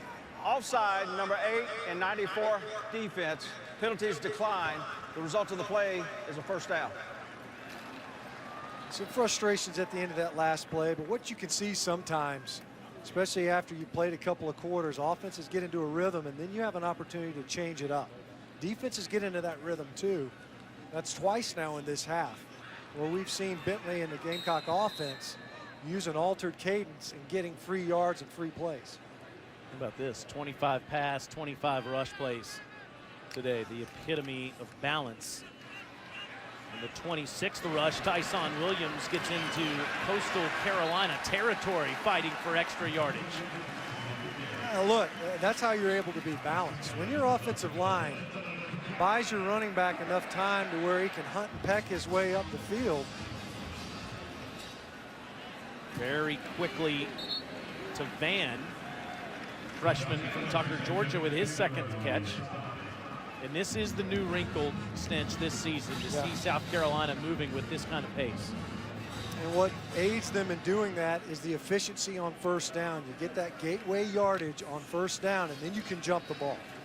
Williams first down, tripped up as Chesley prevented a big gainer there, but another first down. Brian McClendon, the offensive coordinator, now said we're a balanced ball club. Check. We line up quickly. Check. And we can play fast. Check. They've done all those things today. All of them. And you don't have to stand on the gas all the time. They say all gas, no brakes. But you can feather the throttle. We're seeing that. Dowdle back in the game inside the 25. You know, the only thing, and I want to harp on it, but you're looking at an offense that's incredibly balanced. They're proficient in moving the football. These snaps are concerning. I've seen it. We've seen it over and over again. Bentley having to bend down and catch these snaps at his ankles. Otherwise, you're looking at a pretty clean set of quarters. 3 quarters into this game, this offense is operating really, really effectively. Starters still in near the 2-minute mark of the 3rd quarter. And Dowdle running hard at the 20-yard line near another first down as Fitz Watley makes the tackle. Let's see how long it takes to get to the next play, although they are slowing down a bit here. Well, part of it's just being lined up to run the next play and not necessarily getting ready, although they did take their time, more methodical now, and especially when you get in the red zone, you see this sometimes from offenses.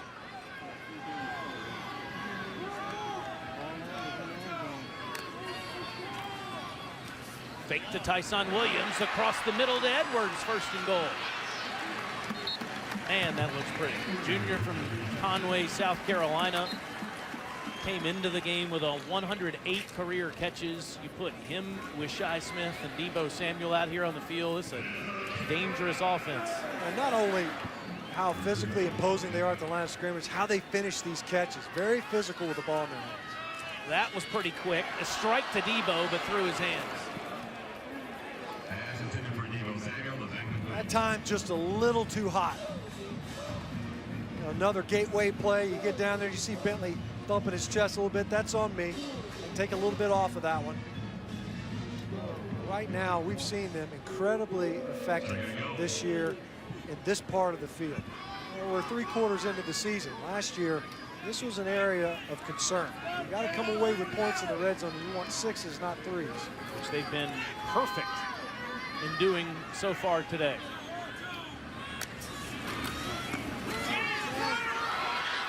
Again, Samuel, did he make that catch? You're kidding me.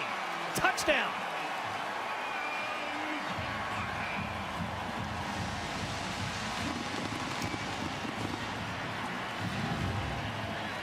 All he needs is one hand.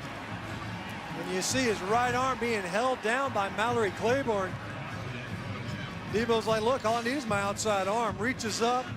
How's this for a gloves catch? Gets that foot down, inbounds. The officials all over it. You see the head linesman. Perfect position. And another highlight reel play for number 1. For White's extra point is true. As one of the best players in college football is back and he is healthy. What a one-arm grab by Deebo Samuel. Last year, only 22% of the time in the red zone, they scored 6 points. That's just hard. You can't have it. When you get into that area of the field, you battle your way down there. Maybe it's via turnover. It doesn't matter. You're playing on a 20-yard football field. You've got to get into the end zone. It's 2 first downs. Find your way to get in over the goal line. You don't want to be kicking field goals, especially as big of an adventure as it was in field goal kicking last season for South Carolina.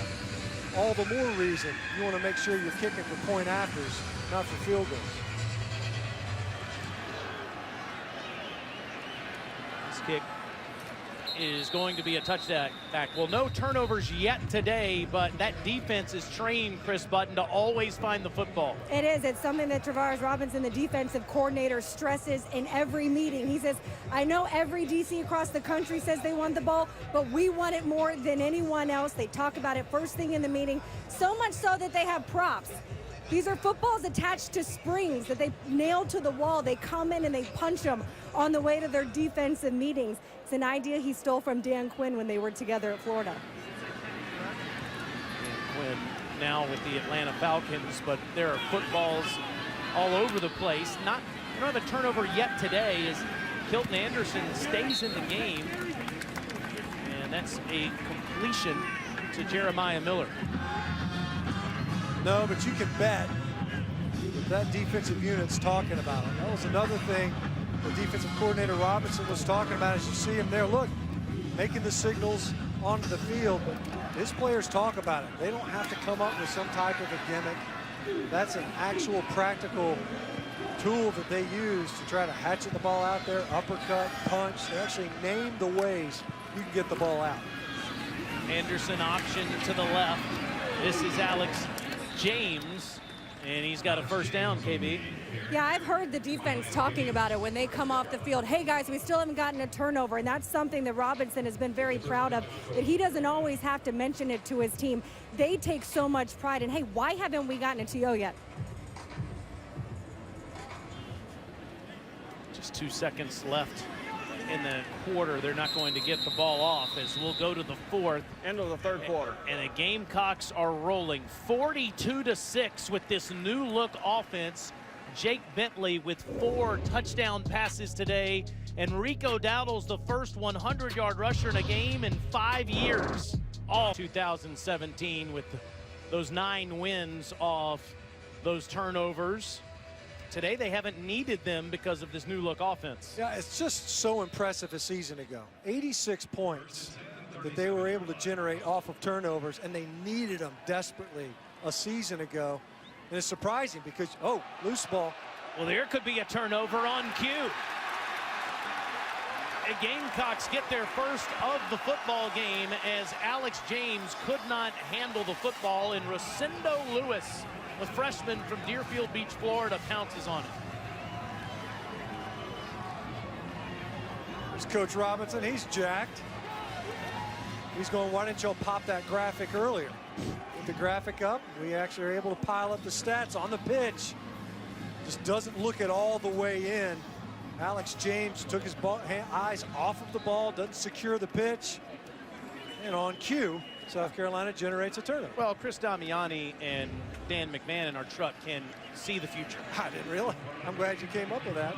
Michael Scarnecchia is in at quarterback. A fifth-year senior from Fleming Island, Florida, only 1 for 1 for 9 yards in his career passing. Has been a terrific backup to Jake Bentley the last couple of years. So supportive. Hands to Tyson Williams there. Scarnecchia has played in 3 career games. Recipient of the Dr. Harris Pastides Outstanding Student Athlete for 2017. A guy that we talked about in our meetings the other day, and Coach Muschamp said, look, we got to get him some reps. We like what we have at quarterback in general. There's some depth, but we're going to see Scarnecchia because he is our number 2. He's gone with the ones scrimmaging in August as he throws. He's now 2 for 2 in his career as he finds Keel Pollard. Back to the studio and Peter Burns. You know, Taylor, Ole Miss coach Matt Luke says Scotty Phillips doesn't say a whole lot. Well, he says a lot with his legs. 65 yards, house call. Jones County Community College proud to have him over playing for Ole Miss right now. 37-20, Ole Miss up on the Red Raiders. Texas Tech actually was a slight favorite in that game in Houston today as Cliff Kingsbury and the Red Raiders try to have a better season in Lubbock, but Matt Luke off to a good start there. Will Muschamp off to a great start here.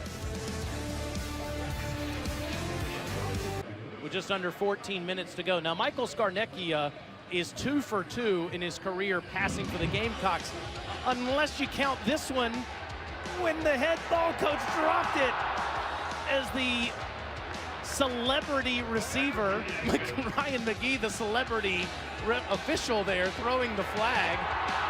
Oh, HBC. And he ran such a great route. It was a waste. It really was sad. You look at that, though. In his 10 years here, rewrote some records for South Carolina. Got a division title, 3 straight 11-win seasons. Was dominating Clemson. Oh, there's another drop. And this is Ortre Smith this time. It's twice in this game where Jacob Bentley's going to say, you know what, I want that one back. I threw one behind. I'm sorry, Scarnecchia. So we'll say once for Jake and once for Scarnecchia. And we put the hex on the poor guy because we just showed a bad ball in the spring game from however many months ago. You see Bentley, he can relate on the sidelines. Had one that he wanted back as well. Quick timing throws. They have to come out and lay out right in front of the receiver. This is a 4th down.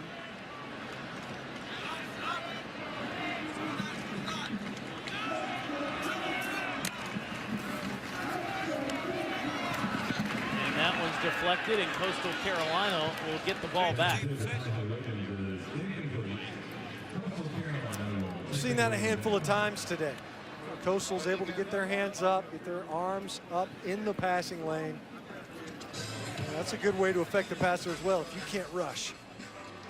Tonight, after Charleston Southern versus Florida, the SEC Now team will recap all the games with highlights, analysis, interviews, and everything else. No one covers the SEC like we do. You can also see it streaming live on the ESPN app. So Dari joins Coach Chiz and Chris tonight after the Gators and Charleston Southern. Anderson still going, tosses it to Malcolm Williams. What are your expectations for Dan Mullen this season? You know, a lot of folks have said, and I've heard this a couple of times, that they think that Florida might be the 2nd best team in the East Division. I have a hard time getting there, especially with question marks at quarterback. We know that they're going to go with Franks, it appears. And at the same time, I think that it's a somewhat of a rebuild job on that offensive side of the football. I think that for sure he can get it turned around. Last year was a lost season with the departure of Jim McElwain. Anderson throws a sharp ball to the sidelines to Williams for a first down for 11 yards. We have 5 coaching changes in the Southeastern Conference overall. Jimbo Fisher won his first game on Thursday night against Northwestern State. He's got Clemson coming to town next Saturday. Chad Morris makes his debut in just under an hour and a half as the head coach of the Razorbacks. Joe Moorhead's going to make his debut without a starting quarterback in Nick Fitzgerald versus Stephen F. Austin. Suspended for a team violation that happened a few months ago. So Keaton Thompson, who had such a great year last year, will fill in again.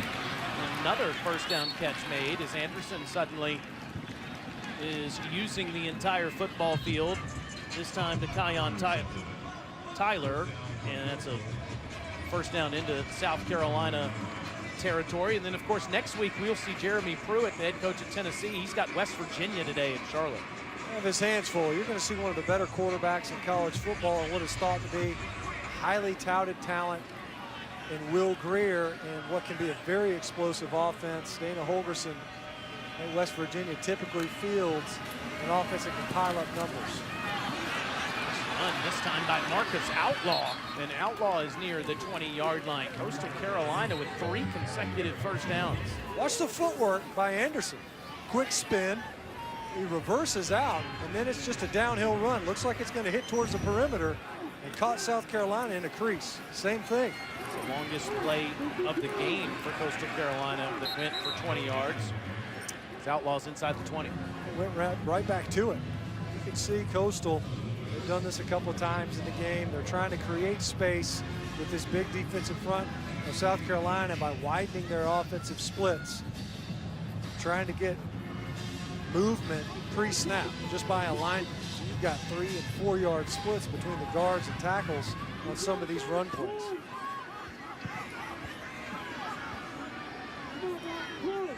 Coastal Carolina's only thrown it 13 times today.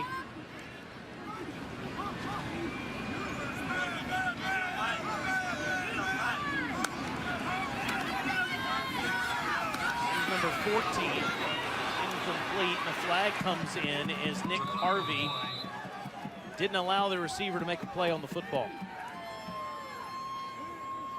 You mentioned earlier, Harvey, transfer, came in, made a nice play to deny the first down yardage on an earlier possession. This time, Pass interference, number 1, defense. The penalty is a first down at the spot of the foul. these are the plays, yeah. It's just easy. That's an easy call for the official. And these are the plays that Coach Muschamp are going to want to clean up. And then Kilton Anderson's still out there. At some point, you got to start thinking towards next week. I don't think we're going to see a comeback in this one. And if this keeps up, I don't know if you'll see the quarterback come back in next week's game versus UAB. Staley had that big hit there. This is Carpenter in for the second time today, and he doesn't have much place to go as Shamik Blackshear wraps him up. Smart play. Get Anderson out there. Fake the toss. See if you can get the linebackers to widen and then reverse back. And Blackshear wasn't having it. Got right upfield. Got flagged early on the kickoff return for a little bit extracurricular activity. That time able to get into the backfield, make a nice play in the red zone.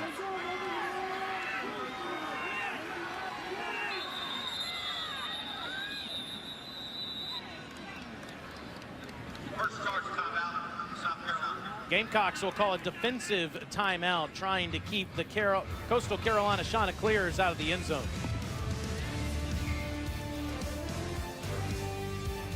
Are you in good hands? They have moved a lot of dirt here in Columbia. That's the Cindy and Kenneth Long Family Football Operations Center under its $50 million projected budget. Will Muschamp, Bob McNair, the Texans owner, Darius Rucker, of course, an alum, also contributed to make this facility so special. 110,000 square feet. Recruiting center, locker room, weight room, athletic training room. Also has a player's lounge.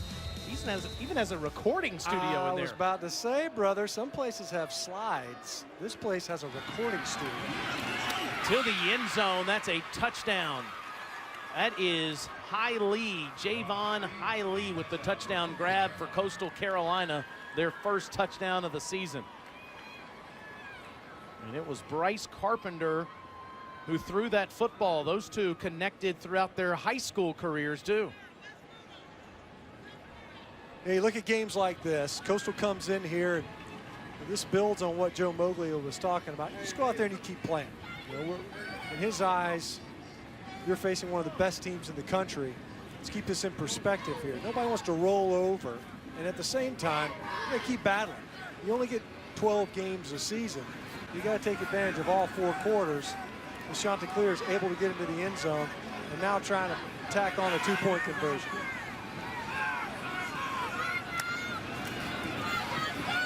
Run the option this time, and it's near the goal line, marked short, as Malcolm Williams did not get in. Bryce Carpenter and Javon Lee, both from Venice High School in Sarasota, Florida, connect at the collegiate level for the Chanticleers' first touchdown of the season. Exxon and Mobile, the ground game has been terrific for South Carolina, led by Rico Dowdle. You know, this was definitely what they wanted to see.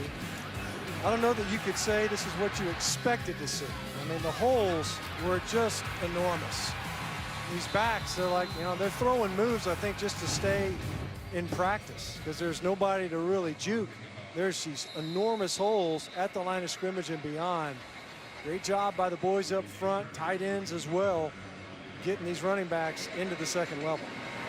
First time in a season opener that South Carolina's gone over 100 yards in 5 years. This is A.J. Turner, one of the guys running the football for South Carolina today, who's wrestled out past the 30-yard line. We have a flag, so this was probably going to give South Carolina poor field position. During the return, holding, number 35, return team. 10-yard penalty from the spot of foul. First down. You know, the first guy I think about when a Gamecock is running the football in the last couple of decades is Marcus Lattimore, and he is standing by with Chris Budden. Thanks so much, Marcus. Now, Director of Player Development. First off, what's it been like today to be back on the sideline standing with your old team? It's very different, but you have more gratification because you've seen how much they put into it. I've been here since January, so I've been through winter workouts, I've been through summer workouts. We just got done with the Beyonce concert, and seeing the stadium come alive, from facilities to equipment to nutrition to all the work that the coaches put in, you feel so much pride as an alumni, and I'm just so grateful for the opportunity that Coach Muschamp gave me. As Director of Player Development, how do you embrace your role? I live off of my experiences. You know, I'm able to empathize with so much that they go through on a day-to-day basis. From a freshman handling this class load to a senior having anxiety about what's next. You know, I've been there and I've lived it, and I'm able to give advice from a different perspective. So I enjoy it, for one, but number two, it's a passion of mine. So I'm going to ask you some X's and O's since I have you here. What do you think of this new up-tempo offense? Oh, I love it. I love it. Coach McClendon, I mean, he's done such a great job implementing the new way we do things. And, you know, he's got some of my favorite plays in there, so selfishly, I just want to see him run it every time. But it's been amazing, and the guys have responded well to it. You know, you play hard for a guy who's passionate as he is about what he does. You have been through so much. What has been the reaction from the players? What are things they ask you? I think they know that I've been through so much, and it's kind of easy for me to get my point across, whatever I'm trying to talk about. I can say 70% attendance at all the events that I've tried to do throughout the summer and throughout the spring. So that makes me feel good as player development going into my first year. But got a lot of work to do. You know, always room for improvement, and I'm just looking forward to helping these guys off the field. Well, I appreciate the time. Go enjoy the rest of the game. Thank you so much. He's enjoying Tyson Williams, who's had 2 first-down runs while you guys were talking, and Bailey Hart caught a 13-yard catch. So a couple of first downs give the Gamecocks the football into Coastal Carolina territory. That man's character is just off the charts. So the gruesome injuries that he sustained, his attitude through it, the young man that he's become, and now the impact that he's having on these Gamecocks can't be understated. Really neat to see Will Muschamp bring him into the program officially this season. Yeah, Marcus Lattimore is one of my favorite players, maybe all time. He's a tremendous football player. There's no question about that. And what he was able to overcome and still be a tremendous football player. And the fact that you could just remove and replace, substitute football player for Guy, just a tremendous person. And now his impact is going to be felt by just about every player in this program that's smart enough to spend time around him. A.J. Turner on the last carry, and now Tyson Williams on this one. See, he runs around the left side and moves the chains again as we approach the 7-minute mark. Lattimore spent some time coaching high school football after retiring from the game on the field due to those knee injuries. No question he can make a big impact still for many years to come. Scarnecchia wants to go to the end zone. And it's caught. Scarnecchia throws his first ever touchdown pass, and he finds Rendricus Davis for 6.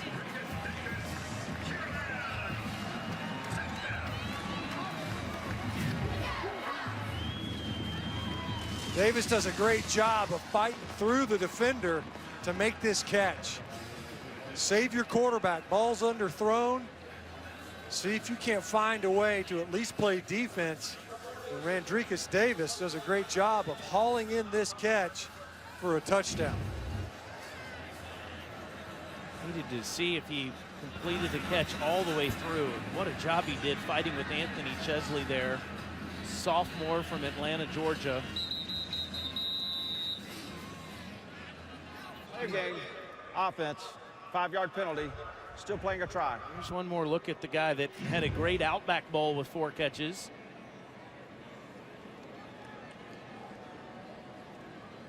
Yeah, great concentration. I don't think the ball ever touches the ground. A great job of pulling it into his chest, rolled over. I never saw him lose control of it. Rendricus Davis, a guy who's been hampered by injury throughout his time here at South Carolina. Sports hernia surgery. For White, 7 for 7 with extra points. Gamecocks lead is 49-12. Monday at 7 p.m. Eastern, 6 Central. Thinking Out Loud is back for another season with Greg McElroy and Marcus Spears. They'll talk football and want your participation via social media throughout the show. It's also available streaming live on the ESPN app. A lot to talk about in this first week of the college football season. Are you a believer that Washington-Auburn game could have college football playoff implications? Well, I think both of those teams will be contending for college football playoff spots, and I'm not sure that the loser's eliminated. Obviously, if you're Auburn, you've got opportunity to crawl right back into the race. Washington thought to be the premier team coming out of the Pac-12, a conference that was shut out of the playoff a season ago. So I know they can embellish on a schedule, but I don't think it's an elimination game. Then tonight, it's Tua and it's Jalen for Alabama against Louisville? Yeah, I'd be shocked if you just saw one and not the other. And part of that's a function of, I think the scoreboard will afford you the opportunity to play both, even if it wasn't strategic coming into the game. I think the circumstances after kickoff will allow for both of those guys to play. Will Tommy getting a little work on kickoffs, and that one goes into the end zone. Chanticleers will get it at the 25-yard line. Deebo Samuel, injured in the 3rd game of the season last year, has come back and has had a nice day. right out of the gate. You know, he got to touch it on kickoff. We were surprised at that. And then got the ball in his hands, caught a ball in the first series. They've given him the ball out of the offensive backfield. And you can just see an explosive guy. A guy you want to get to the ball to him any way you can. Even if he only has one arm available for the catch, that's more than enough. Deebo Samuel starting this season off hot. 9 targets, came down with 7 of them, a touchdown. There's going to be more of that after this game. Late option toss to Jaquez Hairston by the quarterback Bryce Carpenter. 16 yards for the Chanticleers. Carpenter could be the future for Coach Moglia at the quarterback position. You know, when you look at last year, Anderson played in 6 of those ball games, was able to start the final 3. And I think that, you know, if they're capable of keeping him cleaner throughout games, whether Carpenter outplays Anderson or not, he might have to come out here and take some snaps. Chanticleers host UAB next week near the beach in Conway. This is Hairston again past the 45-yard line. Carpenter, one of 67 freshmen on the team that we talked about earlier, including 39 true freshmen. So 67 total. By comparison, South Carolina has 44. Yeah, I mean, you're just, it's a remarkable number. That's a lot of young guys in your program. And it's a challenge. It's always a challenge to transition from high school to college regardless. But also you layer on the competitive level that they're going to be asked to play at. It's going to be a challenge for this entire program until they get older. Ooh, got the edge and then took a big hit from Harvey, and a flag comes in.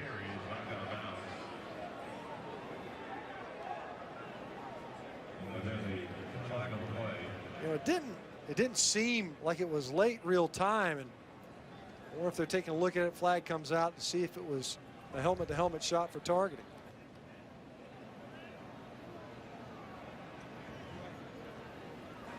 After the runner was out of bounds, personal foul, late hit with targeting, number 1 defense. The play is under further review. Al Ford is today's replay official, and he'll take a look at this. You know, the targeting, I'm seeing it there. It's not late. If this was a clean shot and he lowers quite literally the target of his tackle, then it's a clean play in my opinion. He's just out of bounds right there. He just barely stepped out of bounds. I wouldn't say that that was a late hit, but the targeting's legit. Forcible blow to the head or neck area. Yep, crown of the helmet, it's got all of it. Yep.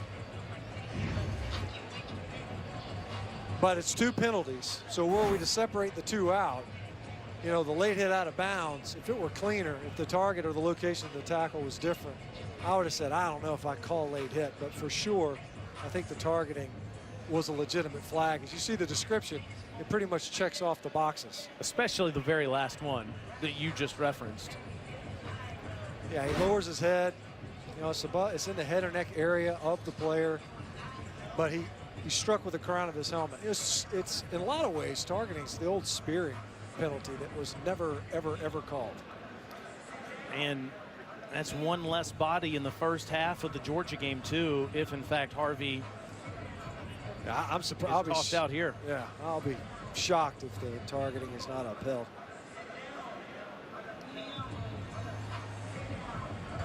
After further review, the ruling on the field stands. Number 1 is disqualified from the remainder of the game.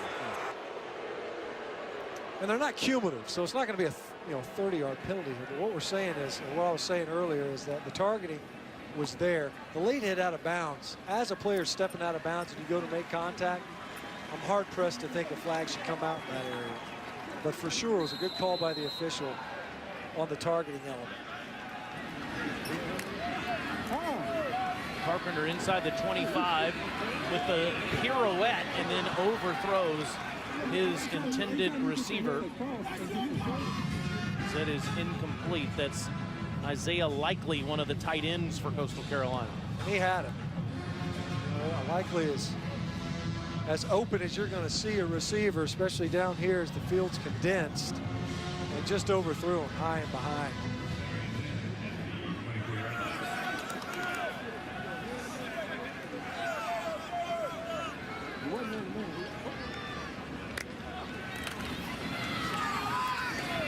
This is Hairston. He trips up after a couple third down. It's a good point, though, Taylor, by you, is that so we've seen DJ Wanham limp off the field with an ankle injury. That's your leading sack player, edge player, tackles for loss with 13 a season ago. It didn't look like it was overly severe, so you hope he's back in time for what would be the most important contest. But from a depth standpoint, Nick Harvey, you would want him to be available as well, especially given the fact that you're thin at safety. Empty backfield for Carpenter. Stands tall, perfect throw near the 10-yard line to Hiley. You can see the connection between these two. It makes sense. The chemistry that develops with the quarterback and the receiver over time. Takes the snap, knows where he wants to go with it, sets his feet, and delivers a strike.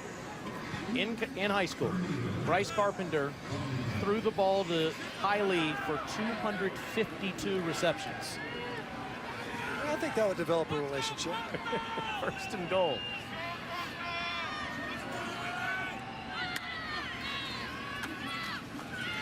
Marable cuts it back and gets maybe a yard or so. Second and goal. It's big J.J. Enagbari that came in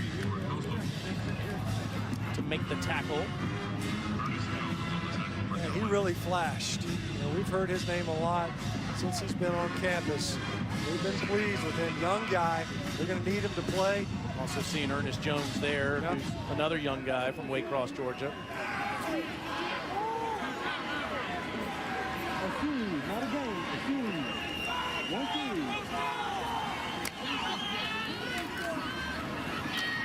End zone, open but incomplete, overshooting to Keel Holmes.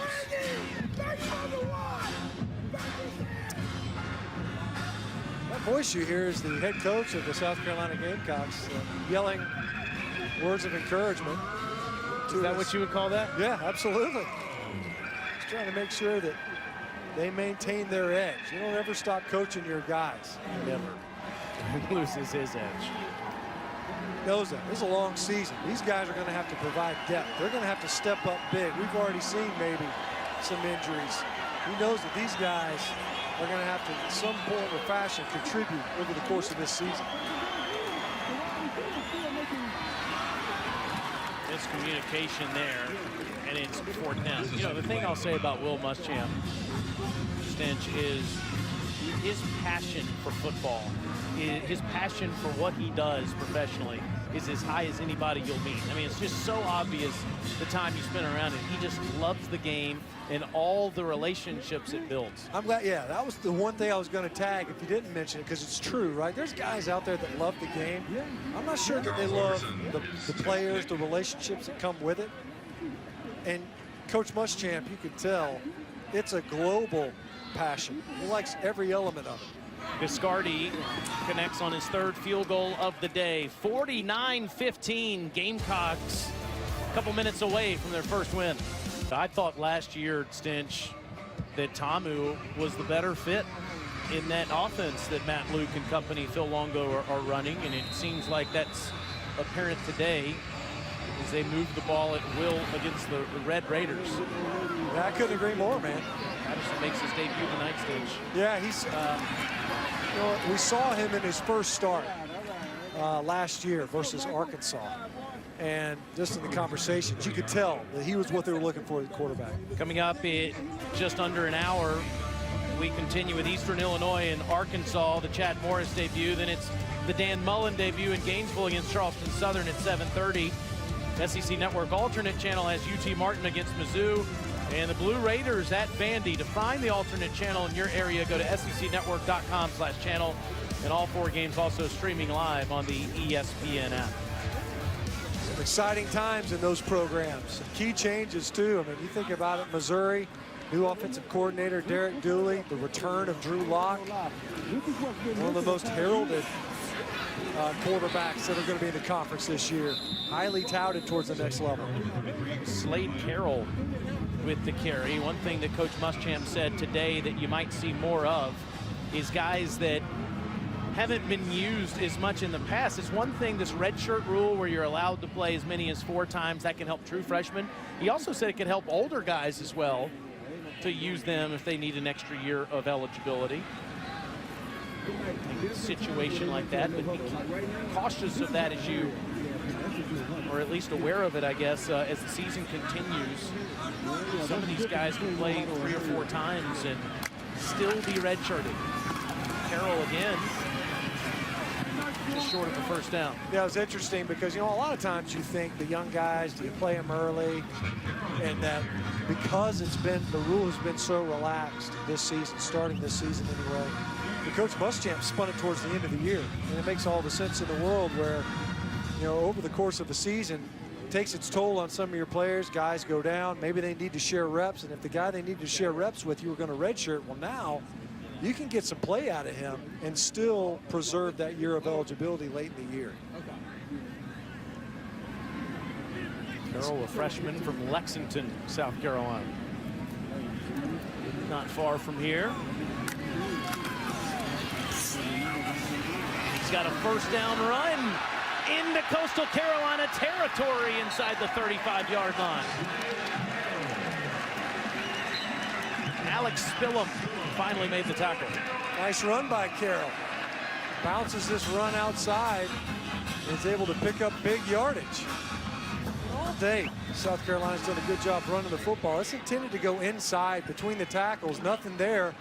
Carroll just bounces it outside and is able to outrun the second-level defenders to get up into the secondary. And a big gainer. He can go in and say, hey, Rico, guys, I had the longest run of the game. Yeah, no kidding. 28 yards. Well, check your 6, boys. I'm coming after you. This might be the last play of the game. As Carroll goes straight ahead and gets inside the 25-yard line, tackled by E.J. Porter. This is a complete performance from the Gamecocks. No doubt. And you know what? Offensively, you came out, you did exactly what you wanted to get done. There was some situation football that you were able to capitalize on. Your red zone proficiency is through the roof, well over 500 yards. What they've been able to do here today, and it was in a very balanced fashion. You have to be pleased so far with this offensive adjustment. Over 500 yards today. They didn't do that once last season.